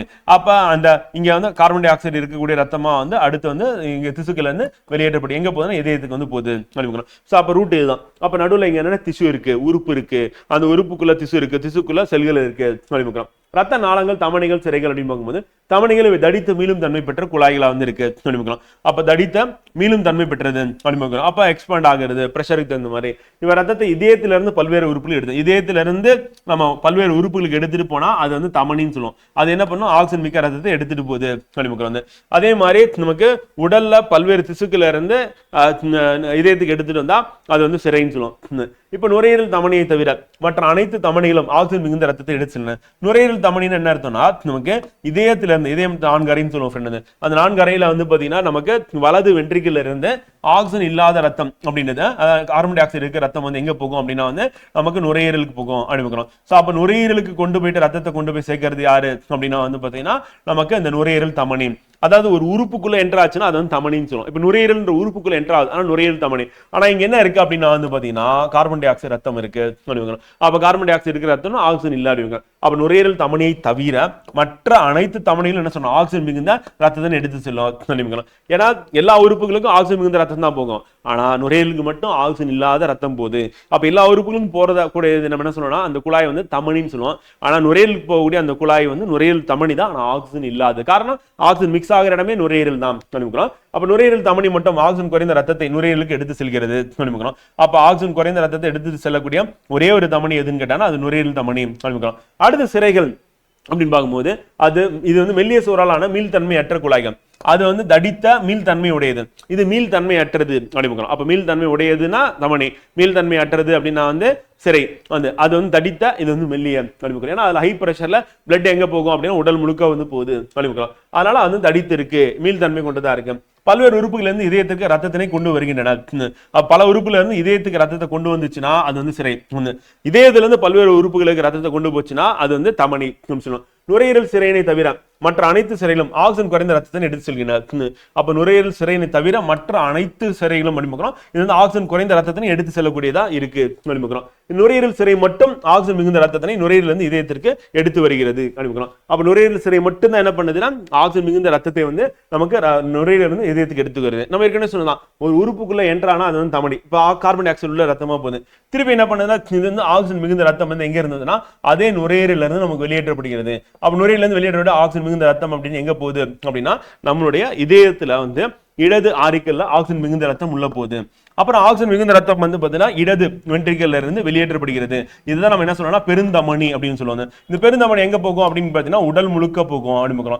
உடல் முழுக்க இது வந்து போயிட்டு திருப்பி எங்க வரும் அப்படின்னா வந்து இதயத்துடைய ஆக்சிஜன் இல்லாத ரத்தமா வந்து பாத்தீங்கன்னா சிறைகள் அப்படின்னு சொல்லுவோம். மேற்பெருஞ்சரி கீழ்பெருஞ்சரி ஆக்சிஜன் இல்லாத ரத்தமா இங்க வந்து கொட்டும் அப்படின்னு. இதுதான் வந்து பாத்தீங்கன்னா அந்த சைக்கிள் அப்படின்னு பார்க்கிறோம். சோ நம்ம தெரிஞ்சுக்கணும். அடுத்த ரத்த நுண் நாளங்கள் தந்துதிகள் அப்படின்னு பார்ப்போம். இப்ப கிளைத்த மெல்லிய நுண் தமனிகள் ஆர்ட்ரியோல்கள் அப்படின்னு சொல்லுவோம். இணைந்து குறுகிய நுண் நாளங்களை உருவாக்குகின்றன. அப்ப கிளைத்த மெல்லிய நுண் தமனிகள் வந்து ஆர்ட்ரியோல்கள் அப்படின்னு சொல்லுவோம். அப்ப ஆர்ட்ரியோல்கள் என்ன அப்படின்னா கிளைத்த மெல்லிய நுண் தமனிகள் அப்படின்னு சொல்லுவோம். இது என்ன பண்ணா ரத்த நுண் நாளங்களை உருவாக்குகின்றன. மீண்டும் இவை ஒன்றிணைந்து என்னவா மாறும், வெனியல்களா மாறுது. அந்த வெனியல்கள் மட்டும் சிறைகளாகின்றன அனுக்கிறோம். சோ அப்ப நமக்கு தமனில இருந்து என்ன ஆகணும், நுண் தமனி வரும். அப்ப தமனி அப்படின்றது வந்து நமக்கு என்னவா மாறுதுன்னா நுண் தமனியா மாறுது. இந்த நுண் தமனிகள் நம்ம சொல்றோம் ஆர்ட்ரியோல்கள் சொல்றோம், அது இம்பார்ட்டன்ட். அதுதான் என்ன ரத்த நுண் நாளங்களா வந்து மாறுது. அப்ப இந்த நுண் தமனிகள் ஆர்ட்ரியோல்கள் வந்து என்னவா மாறுதுன்னு கேட்டா ரத்த நுண் நாளங்களா மாறுது. இப்ப இந்த ரத்த நுண்ணாளங்கள் என்னவா மாறுது அப்படின்னா வந்து நமக்கு ரத்த நுண்ணாளங்கள் வந்து வெனில்களா மாறுது. இந்த வெனில்கள் என்னவா மாறுதுன்னா சிறைகளாக மாறுகின்றன அப்படின்றது நமக்கு இம்பார்ட்டன்ட். இவை எவ்வளவுனா 8 மைக்ரோமீட்டர் விட்டமுடையவை அப்படி பார்க்கிறோம். இவை ஒற்றை அடுக்கலான எண்டோதெலிய செல்களால் ஆனவை. அப்ப எண்டோதெலிய செல்களால் ஆனது எது அப்படின்னா வந்து இந்த ரத்த நுண்ணாளங்கள் தந்துதிகள் அப்படிங்க. அப்ப ரத்த நுண்ணாளங்கள் தந்துதிகள் அப்படின்றது நம்ம என்ன சொல்லலாம், ஃபர்ஸ்ட் தமனி, அந்த தமனி தான் நுண் தமனியா மாறும். அதுதான் வந்து ஆர்ட்ரியோல்கள், அதுதான் என்னவா மாறுதுன்னா ரத்த நுண்ணாளங்களா மாறுது. இந்த ரத்த நுண்ணாளங்கள் ஒன்னா சேர்ந்து நம்ம வெனில்களா மாறும். அதுதான் வந்து சிறையா வந்து மாறும். அந்த சிறை தான் எங்க வரும் அப்படின்னா இதயத்துல நமக்கு மேற்பெருஞ்சிறை கீழ்பெருஞ்சிறை சொல்லி 2 சிறைகளா மாறி இதயத்துடைய நம்ம வலது ஆரிக்கல்ல ஆக்சிஜன் இல்லாத ரத்தமா கொட்டப்படும். அப்ப பெருந்தமனி என்ன பண்ணும் அப்படின்னா வந்து உடல் முழுக்க கொண்டு போயிட்டு ஆக்சிஜன் இல்லாத ரத்தத்தை உடல் முழுக்க கொண்டு போயிடும். திருப்பி உடல்ல இருந்து ஆக்சிஜன் மிக்க ரத்தத்தை எடுத்துட்டு போயிட்டு அங்க இருந்து ஆக்சிஜன் இல்லாத ரத்தம் வந்து இங்க வந்து கொட்டும். அப்ப ஆக்சிஜன் இல்லாத ரத்தம் திருப்பி வந்து டிராவல் ஆயிட்டு இதயத்துடைய வலது ஆரிக்கல்ல மேற்பெருஞ்சிறை கீழ்பெருஞ்சிறை சொல்லிட்டு இங்க வந்து கொட்டும். இப்ப இது என்ன அப்படின்னா கார்பன் டை ஆக்சைடு இருக்கிற ரத்தம், ஆக்சிஜன் இல்லாத ரத்தம். நீங்க அப்ப பெருந்தமனி அப்படின்றது உடல் போயிட்டு உடல் முழுக்க போயிட்டு ஆக்சிஜன் கொடுத்துட்டு ஆக்சிஜன் ரத்தத்தை சிறைகள் எடுத்துக்கிட்டு எங்க வரும் அப்படின்னா இதயத்துடைய வலது ஆரிக்கல்ல வந்து கொட்டும். இப்ப இடது வலது வென்ட்ரிக்கல்ல இருந்து வெளியேறக்கூடியது ஆக்சிஜன் இல்லாத ரத்தம், கார்பன் டை ஆக்சைடு ரத்தம் நுரையீரலுக்கு போகும். நுரையீரல இருந்து ஆக்சிஜன் மிக்க ரத்தம் வந்து என்ன பண்ணணும்னா இடது ஆரிக்கல்ல கொட்டும். அப்ப இடது ஆரிக்கல்ல இருந்து என்ன பண்ணணும்னா திருப்பியும் நமக்கு கீழே இடது வென்ட்ரிக்கல் போகும். இடது வென்ட்ரிக்கல் இருந்து உடலுக்கு போகும். இந்த மாதிரி வந்து சுத்திட்டு இருக்கோம். இதை நம்ம என்ன சொல்லுவோம் அப்படின்னா வந்து நுரையீரல் சுற்று அப்படின்னும் இது வந்து உடல் சுற்று அப்படின்னு சொல்லி சொல்லுவோம். ஸோ இது ரெண்டுமே வந்து இருக்கிறது நம்ம அடுத்து பார்க்கவும் போறோம். ஸோ அது நமக்கு இம்பார்ட்டன்ட். இப்போ நம்ம என்ன பண்ணலாம், கம்பேர் பண்ணலாம் தமனி மற்றும் சிறை வேறுபாடு என்ன அப்படின்னா, அப்ப தமனினா வழங்கும் குழாய்கள், என்ன திசுக்களுக்கு ரத்தத்தை வழங்குறது. அந்த சிறைனா பெரும் குழாய்கள், திசுல இருந்து ரத்தத்தை பெறக்கூடியது. எங்க போவோம், இதயத்துக்கு போகும், கார்பன் டை ஆக்சைடு எடுத்துட்டு போறது அப்படின்னு. இளஞ்சிவப்பு நிறத்தை உடையது எதுனா தமனியோட நிறம் வந்து இளஞ்சிவப்பு. ஏன்னா உடல்ல வந்து அடிப்பகுதியில வந்து இருக்கும், அது வந்து எங்க கனெக்டா இருக்கணும், எலும்புக்கு அருகாமையில் இருக்கணும். சிவப்பு நிறத்தினை உடையது எது அப்படின்னா சிறைகள் அப்படின்னு. உடலின் ஆள் பகுதியில் அமைந்துள்ளது எது அப்படின்னா வந்து நம்ம தமனிகள். ஏன்னா அதிக பிரஷர்ல ஆக்சிஜன் மிக்க ரத்தம் உறுப்புகளுக்கு போகக்கூடியது, ஆனால் பாதுகாப்பா உடல்ல ஆழமான பகுதியில தான் அது வந்து இருக்கும் அப்படின்னு. உடலின் மேற்பகுதியில் நம்ம பார்க்கறது எல்லாமே என்ன சொன்னா சிறைகள் அப்படின்னு பார்க்கிறோம். இதுல வந்து பிரஷர் வந்து கம்மியா இருக்கும். அப்ப அதிக அழுத்தத்துடன் இருக்கிறது எதுனா தமனி, குறைந்த அழுத்தத்தோட இருக்கிறது என்னன்னா சிறை. வந்து தமனியின் சுவர்கள் வலிமையான தடித்த மீளும் தன்மை உடையது. நம்ம தமனி சொன்னா வலிமையானது, தடித்த மீளும் தன்மை உடையது. இது வந்து சிறைனா மெல்லிய வந்து மீளும் தன்மை அற்றவை அப்படின்னு. அப்ப வலிமை குறைந்த எல்லாம் மிருதுவான அப்படின்னு சொல்லலாம், மெல்லியன்னு சொல்லிட்டு. நுரையீரல் தமனியை தவிர மற்ற அனைத்து தமிழும் என்ன பண்ண ஆக்சிஜன் மிகுந்த ரத்தத்தை எடுத்துட்டு போவோம். தமனினாவே ஆக்சிஜன் மிகுந்தான். ஆனா நுரையீரல் மட்டும் என்ன ஆகுதுன்னா எல்லா உறுப்புகளுக்கு போறது தமனி, நுரையீரலுக்கு போறதும் தமனி தான். ஆனா நுரையீரலுக்கு போகும்போது ஆக்சிஜன் இல்லாத ரத்தம் தான் போகணும். ஏன்னா ஆக்சிஜனை மிக்ஸ் பண்றதே உருவாக்குறதே எங்க அப்படின்னா நுரையீரல் தான். அப்ப நுரையீரல் சிறையை தவிர, நுரையீரல் ஒரு உறுப்புல இருந்து வெளியே வந்தா சிறை, இப்ப நுரையீரல் இருந்து வெளியே வரும்போது சிறைன்னு சொல்றோம். ஆனா அந்த சிறையில மற்ற அனைத்து உறுப்புகள்லயும் ஆக்சிஜன் இல்லாத கார்பன் டை ஆக்சைடு இருக்கிற ரத்தம் தான் வெளியே வரும் வந்து திசுக்கள் இருந்து, அந்த உறுப்புல இருந்து. ஆனா நுரையீரல மட்டும் என்ன ஆகுது, ஆக்சிஜன் மிக்ஸ்அப் பண்ணி அதுதான் வெளியே வருது. அப்ப நுரையீரல் சிறையை தவிர மற்ற அனைத்து சிறைகளும் எப்படி இருக்குன்னா ஆக்சிஜன் குறைந்த ரத்தத்தினையும், அதாவது கார்பன் டை ஆக்சைடு இருக்கிற ரத்தத்தினை எடுத்துட்டு வெளியே வரும் அப்படின்னு. ஸோ அது இம்பார்ட்டன்ட் அப்படிங்க. ஸோ இதுதான் வந்து நமக்கு முக்கியமான வேறுபாடுகள். இது நமக்கு தேர்வுல கேட்கறதுக்கான வாய்ப்புகள் மிக மிக அதிகம் அப்படிங்க. அடுத்து சுற்றோட்ட மண்டலத்தின் வகைகள் அப்படின்னு பார்க்கும்போது 2 வகையான சுற்றோட்ட மண்டலத்தினை கொண்டுள்ளன. ஒன்னு என்னப்பா அப்படின்னா திறந்த வகை, ரெண்டாவது என்னன்னா மூடிய வகை அப்படின்னு. அப்ப திறந்த வகை அப்படின்னும் போது என்னன்னா திறந்த வகை ரத்த ஓட்டத்தில் இதயத்திலிருந்து ரத்த நாளங்களில் உள்ள குழிகளுக்குள் ரத்தம் உந்தி தள்ளப்படுகிறது. அப்ப இதயத்திலிருந்து என்ன பண்ணா ரத்த நாளங்களுக்குள்ள ரத்தம் வந்து உந்தி தள்ளப்படுறது அப்படின்னா திறந்த வகை. எடுத்துக்காட்டு நம்ம என்ன பார்த்தோம் அப்படின்னா காக்ரோச்ல இருந்து நம்மளுடைய அந்த அனிமாலியா அப்படின்ற கிண்டத்துல வந்து பாத்தீங்கன்னா அந்த மெல்லுடலில் வரையும் நம்ம பார்க்கிறோம். இது எல்லாமே வந்து பாத்தீங்கன்னா திறந்த வகை ரத்த ஓட்டத்துக்கு எடுத்துக்காட்டு அப்படின்னு. அப்ப இந்த குழிக்குள் உடற்குழிக்குள்ள வந்து ரத்தம் வந்து போது இங்க என்ன கிடையாது, நுண் நாளங்கள் அப்படின்றது கிடையாது அப்படின்னு. இப்ப நாளங்கள் அப்படின்னா நமக்கு இருக்கிற மாதிரி தமனிகள் இருக்கு, சிறைகள் இருக்கு, ரத்த தந்துகள் இருக்கு, அந்த மாதிரி எதுவும் கிடையாது. எடுத்துக்காட்டு வந்து பாத்தீங்கன்னா கணுக்காலைகள், மெல்லுடலிகள், அசிடியான்கள் இருக்கிறோம். இது எல்லாமே வந்து திறந்த வகை ரத்த ஓட்டத்துக்கு எடுத்துக்காட்டா வந்து இருக்கு அப்படின்னு. நம்ம ஏற்கனவே பார்த்தோம் திறந்த வகை ரத்த ஓட்டம் அப்படின்னு, கணுக்காலைகள் பார்த்தோம், மெல்லுடலிகள், அசிடியான்கள் அப்படின்னு திறந்த வகை ரத்த ஓட்டமா நம்ம சொல்லலாம். மூடிய வகை ரத்த ஓட்டம் அப்படின்னும் போது வந்து பாத்தீங்கன்னா பெஸ்ட் எக்ஸாம்பிள் யாரு அப்படின்னா வந்து நம்ம மனிதன் வந்து சொல்லலாம், பாலூட்டிகள் வந்து சொல்லலாம். அப்ப ரத்த சுற்றோட்டம் நாளங்கள் உடல் முழுவதும் சுற்றி வருகிறது. தமனியிலிருந்து சிறைக்கு ரத்தம் தந்துதிகள் வழியாக பாய்கின்றன. எடுத்துக்காட்டு முதுகெலும்பிகள். அதுதான் நம்ம என்ன சொல்றோம், மூடிய வகை ரத்த ஓட்டம் அப்படின்னு நம்ம சொல்றோம். இப்ப வில்லியம் ஆர்வி அப்படின்னும் போது நவீன உடற் செயலின் தந்தை என அழைக்கப்படுகிறார். நமக்கு தெரியும் இவர் மூடிய ரத்த ஓட்ட மண்டலத்தை கண்டறிந்தார் அப்படின்னு. அப்ப நவீன உடற் செயலின் தந்தை யாருன்னு கேட்டுருவாங்க. மூடிய ரத்த ஓட்ட மண்டலத்தை கண்டுபிடிச்சது யாரு அப்படின்னா நமக்கு வில்லியம் ஆர்வி அப்படின்றது நமக்கு இம்பார்ட்டன்ட். ரத்த ஓட்ட அமைப்பு அப்படின்னு பார்க்கும்போது என்னன்னா முதன்மையா அது என்ன பண்ணுதுன்னா ஆக்சிஜனை கொண்டு செல்கிறது அப்படின்னு. உடல் முழுவதும் ஆக்சிஜன். ஆக்சிஜன் இல்லைன்னா என்ன பண்ண முடியாது, நமக்கு நம்ம இயங்க முடியாது. ஏன்னா ஆக்சிஜன் முன்னிலையில தான் உணவு எரிக்கப்பட்டு ஆற்றலா மாற்றப்படுகிறது அப்படின்னு. மனித இதயத்தின் அமைப்பு அப்படின்னு எடுக்கும்போது மொத்தம் எத்தனை அறைகள் இருக்கு அப்படின்னா 4 அறைகளா வந்து இருக்கு அப்படின்னு. அது 4 அறைகள் நம்ம எப்படி போடலாம் அப்படின்னா இந்த மாதிரி போட்டுட்டா கூட உங்களுக்கு ஈஸியா வந்து புரியும். இப்ப நம்ம 4 அறைகள் இருக்கு அப்படின்னு. இப்ப இது என்ன சொல்லுவோம் அப்படின்னா வந்து ஃபர்ஸ்ட் அறை வந்து பார்த்தீங்கன்னா அப்படியே இதை எடுத்து எனக்கு பொருத்தி பார்த்தீங்க அப்படின்னா இது வந்து வலது நம்ம ஏட்ரியம் அல்லது ஆரிக்கல் சொல்லுவோம். இது வந்து இடது ஏட்ரியம் அல்லது ஆரிக்கல் சொல்லுவோம். இதே மாதிரி இது வலது, இது வந்து வென்ட்ரிகல் சொல்லுவோம். இது வந்து இடது வென்ட்ரிகல் அப்படின்னு சொல்லுவோம். மொத்தம் 4 அறைகள் இருக்கு அப்படின்னு. ஸோ அப்போ வலதுனா இந்த சைடு, ரைட் ஹேண்ட் சைடு அப்படியே இந்த இதயத்தை எடுத்து எனக்கு பொறுத்தனீங்கன்னா என்னுடைய வலது கை இது வலது ஆரிக்கல் அல்லது ஏட்ரியம், வலது வென்ட்ரிகல். இது இடது ஆரிக்கல் அல்லது இடது வென்ட்ரிகல். இப்போ என்ன நடக்குது ஒரிஜினலா அப்படின்னா இதயத்துக்குள்ள என்ன ஆகுதுன்னா ஃபர்ஸ்ட் ஆக்சிஜன் இல்லாத ரத்தம். இது வந்து மேற்பெருஞ்சிரை கீழ்பெருஞ்சிரைன்னு சொல்லுவோம். இந்த மேற்பெருஞ்சிரை கீழ்பெருஞ்சிரை வந்து பார்த்தீங்கன்னா கார்பன் டை ஆக்சைடு இருக்கிற ரத்தம் அப்படின்னு நீங்க எடுத்துக்கலாம். அது என்ன பண்ணுன்னா வந்து கொட்டுது. சிறை அப்படின்னும் போது ஆக்சிஜன் இல்லாதது அப்படிங்கும். அப்ப இங்க என்ன மூவிதல் வால்வு இருக்கு. அந்த மூவிதல் வால்வு இல்லையா மேல இருக்கிற அறையில இருந்து கீழே இருக்கிற அறைக்கு வந்து பார்த்தீங்கன்னா ரத்தம் கீழே வருது. இப்ப இங்க இருந்து என்ன ஆகுதுன்னா நமக்கு நுரையீரல் நோக்கி போகுது. அதை என்ன சொன்னா நுரையீரல் தமனி நம்ம சொல்றோம். ஆனா இதுல நுரையீரல் தமனி என்னது, ஆக்சிஜன் இல்லாது. அப்ப கார்பன் டை ஆக்சைடு இருக்கிறது நம்ம போட்டுக்கலாம். இப்ப அடுத்து வந்து என்ன ஆகுதுன்னா நமக்கு நுரையீரல இருந்து ஒரு நாளம் வந்து வருது. அப்ப நுரையீரல இருந்து வெளியே வந்தா சிறைன்னு சொல்லுவோம். ஆனா அந்த நுரையீரல் சிறை நம்ம சொல்லக்கூடிய அது வந்து என்ன பண்ணுதுன்னா நமக்கு ஆக்சிஜன் எடுத்துட்டு வருது. ஏன்னா தமனினா ஆக்சிஜன் இல்லாதுன்னு நம்ம சொல்லுவோம். ஆனா சாரி தமனினா ஆக்சிஜன் இருக்குதுன்னு சொல்லுவோம். சிறைனா ஆக்சிஜன் இல்லாதுன்னு சொல்லுவோம். ஆனா இங்க என்ன நுரையீரல் வந்து அப்படியே ஆப்போசிட்ல இருக்கும், ஞாபகம் வச்சுக்கோங்க. அப்ப நுரையீரல் சிறை அப்படின்னும் போது ஆக்சிஜன் மிக்க ரத்தத்தை எங்க எடுத்துட்டு வருது, இடது ஆரிக்கல்ல கொண்டு வந்து கூட்டுது. அப்ப இடது ஆரிக்கல்ல இருந்து இடது வென்ட்ரிகலுக்கு எப்படி வருது அப்படின்னா வந்து ஈரிதல் வால்வு வழியா வருது. அப்படி வரும்போது ஆக்சிஜன் மிக்க ரத்தம் இங்க கீழே வருது. அப்ப கீழே வந்து இடது வென்ட்ரிகல்ல இருந்து ரத்தம் வெளியேறுது. அது வந்து ஆக்சிஜன் மிக்க ரத்தம் அப்படின்னு. இது என்ன சொல்லுவோம் அப்படின்னா வந்து பெருந்தமனி அப்படின்னு சொல்லுவாங்க. அப்ப பெருந்தமனியின் வழியாக உடல் முழுக்க அந்த ரத்தம் கொண்டு செல்லப்படுகிறது. இப்ப இதயம் செயல்படும் போது என்ன நமக்கு வலது ஆரிக்கல் ஏட்ரியம் அப்படின்னு சொல்லுவோம். வலது ஆரிக்கல் அது வலது ஏட்ரியம். இதுல வந்து என்ன ஆகுதுன்னா மேற்பெருஞ்சிரை வழியா கார்பன் டை ஆக்சைடு உள்ள ரத்தம் வந்து பார்த்தீங்கன்னா உள்ள வந்துருது. இப்ப உள்ள வந்து அந்த ரத்தம் வந்து என்ன பண்ணுதுன்னா இங்க இருக்கக்கூடிய இந்த மூவிதல் வால்வு அப்படின்ற மூவிதல் வால்வு வழியா ரத்தம் கீழே இருக்க அறைக்கு வந்துருச்சு. கீழே இருக்க அறையில வந்ததுக்கு அப்புறம் இந்த ரத்தம் என்ன பண்ணணும் அப்படின்னா வந்து நமக்கு எங்க போனோம், அந்த கார்பன் டை ஆக்சைடு இருக்க ரத்தம் நம்ம சொல்லியாச்சு. அப்ப கார்பன் டை ஆக்சைடு இருக்க ரத்தம் வந்து எங்க போனோம், நுரையீரலுக்கு போனோம். ஆக்சிஜன் மிக்ஸ் ஆக இருக்காங்க. அப்ப இது வந்து என்னன்னா சிஸ்டோலிக் அப்படின்னு நம்ம சொல்லுவோம். சிஸ்டோலிக்னா சுருங்குறதுன்னு அர்த்தம். அப்படி வென்ட்ரிகல் வந்து சுருங்கும் போது வென்ட்ரிகுலர் சிஸ்டோல் நடக்கும் போது நமக்கு என்ன ஆகுதுன்னா ரத்தம் மேல் நோக்கி தள்ளப்படணும். அப்படி மேல் நோக்கி போறதுக்கு நான் என்ன பண்ணேன்னா இந்த மூவிதல் வால்வு டக்குன்னு க்ளோஸ் ஆகுது. அப்படி க்ளோஸ் ஆகுதான் நம்ம என்ன சொல்லணும்னா லப் அப்படின்ற சவுண்ட் வந்து ப்ரொடியூஸ் ஆகுது.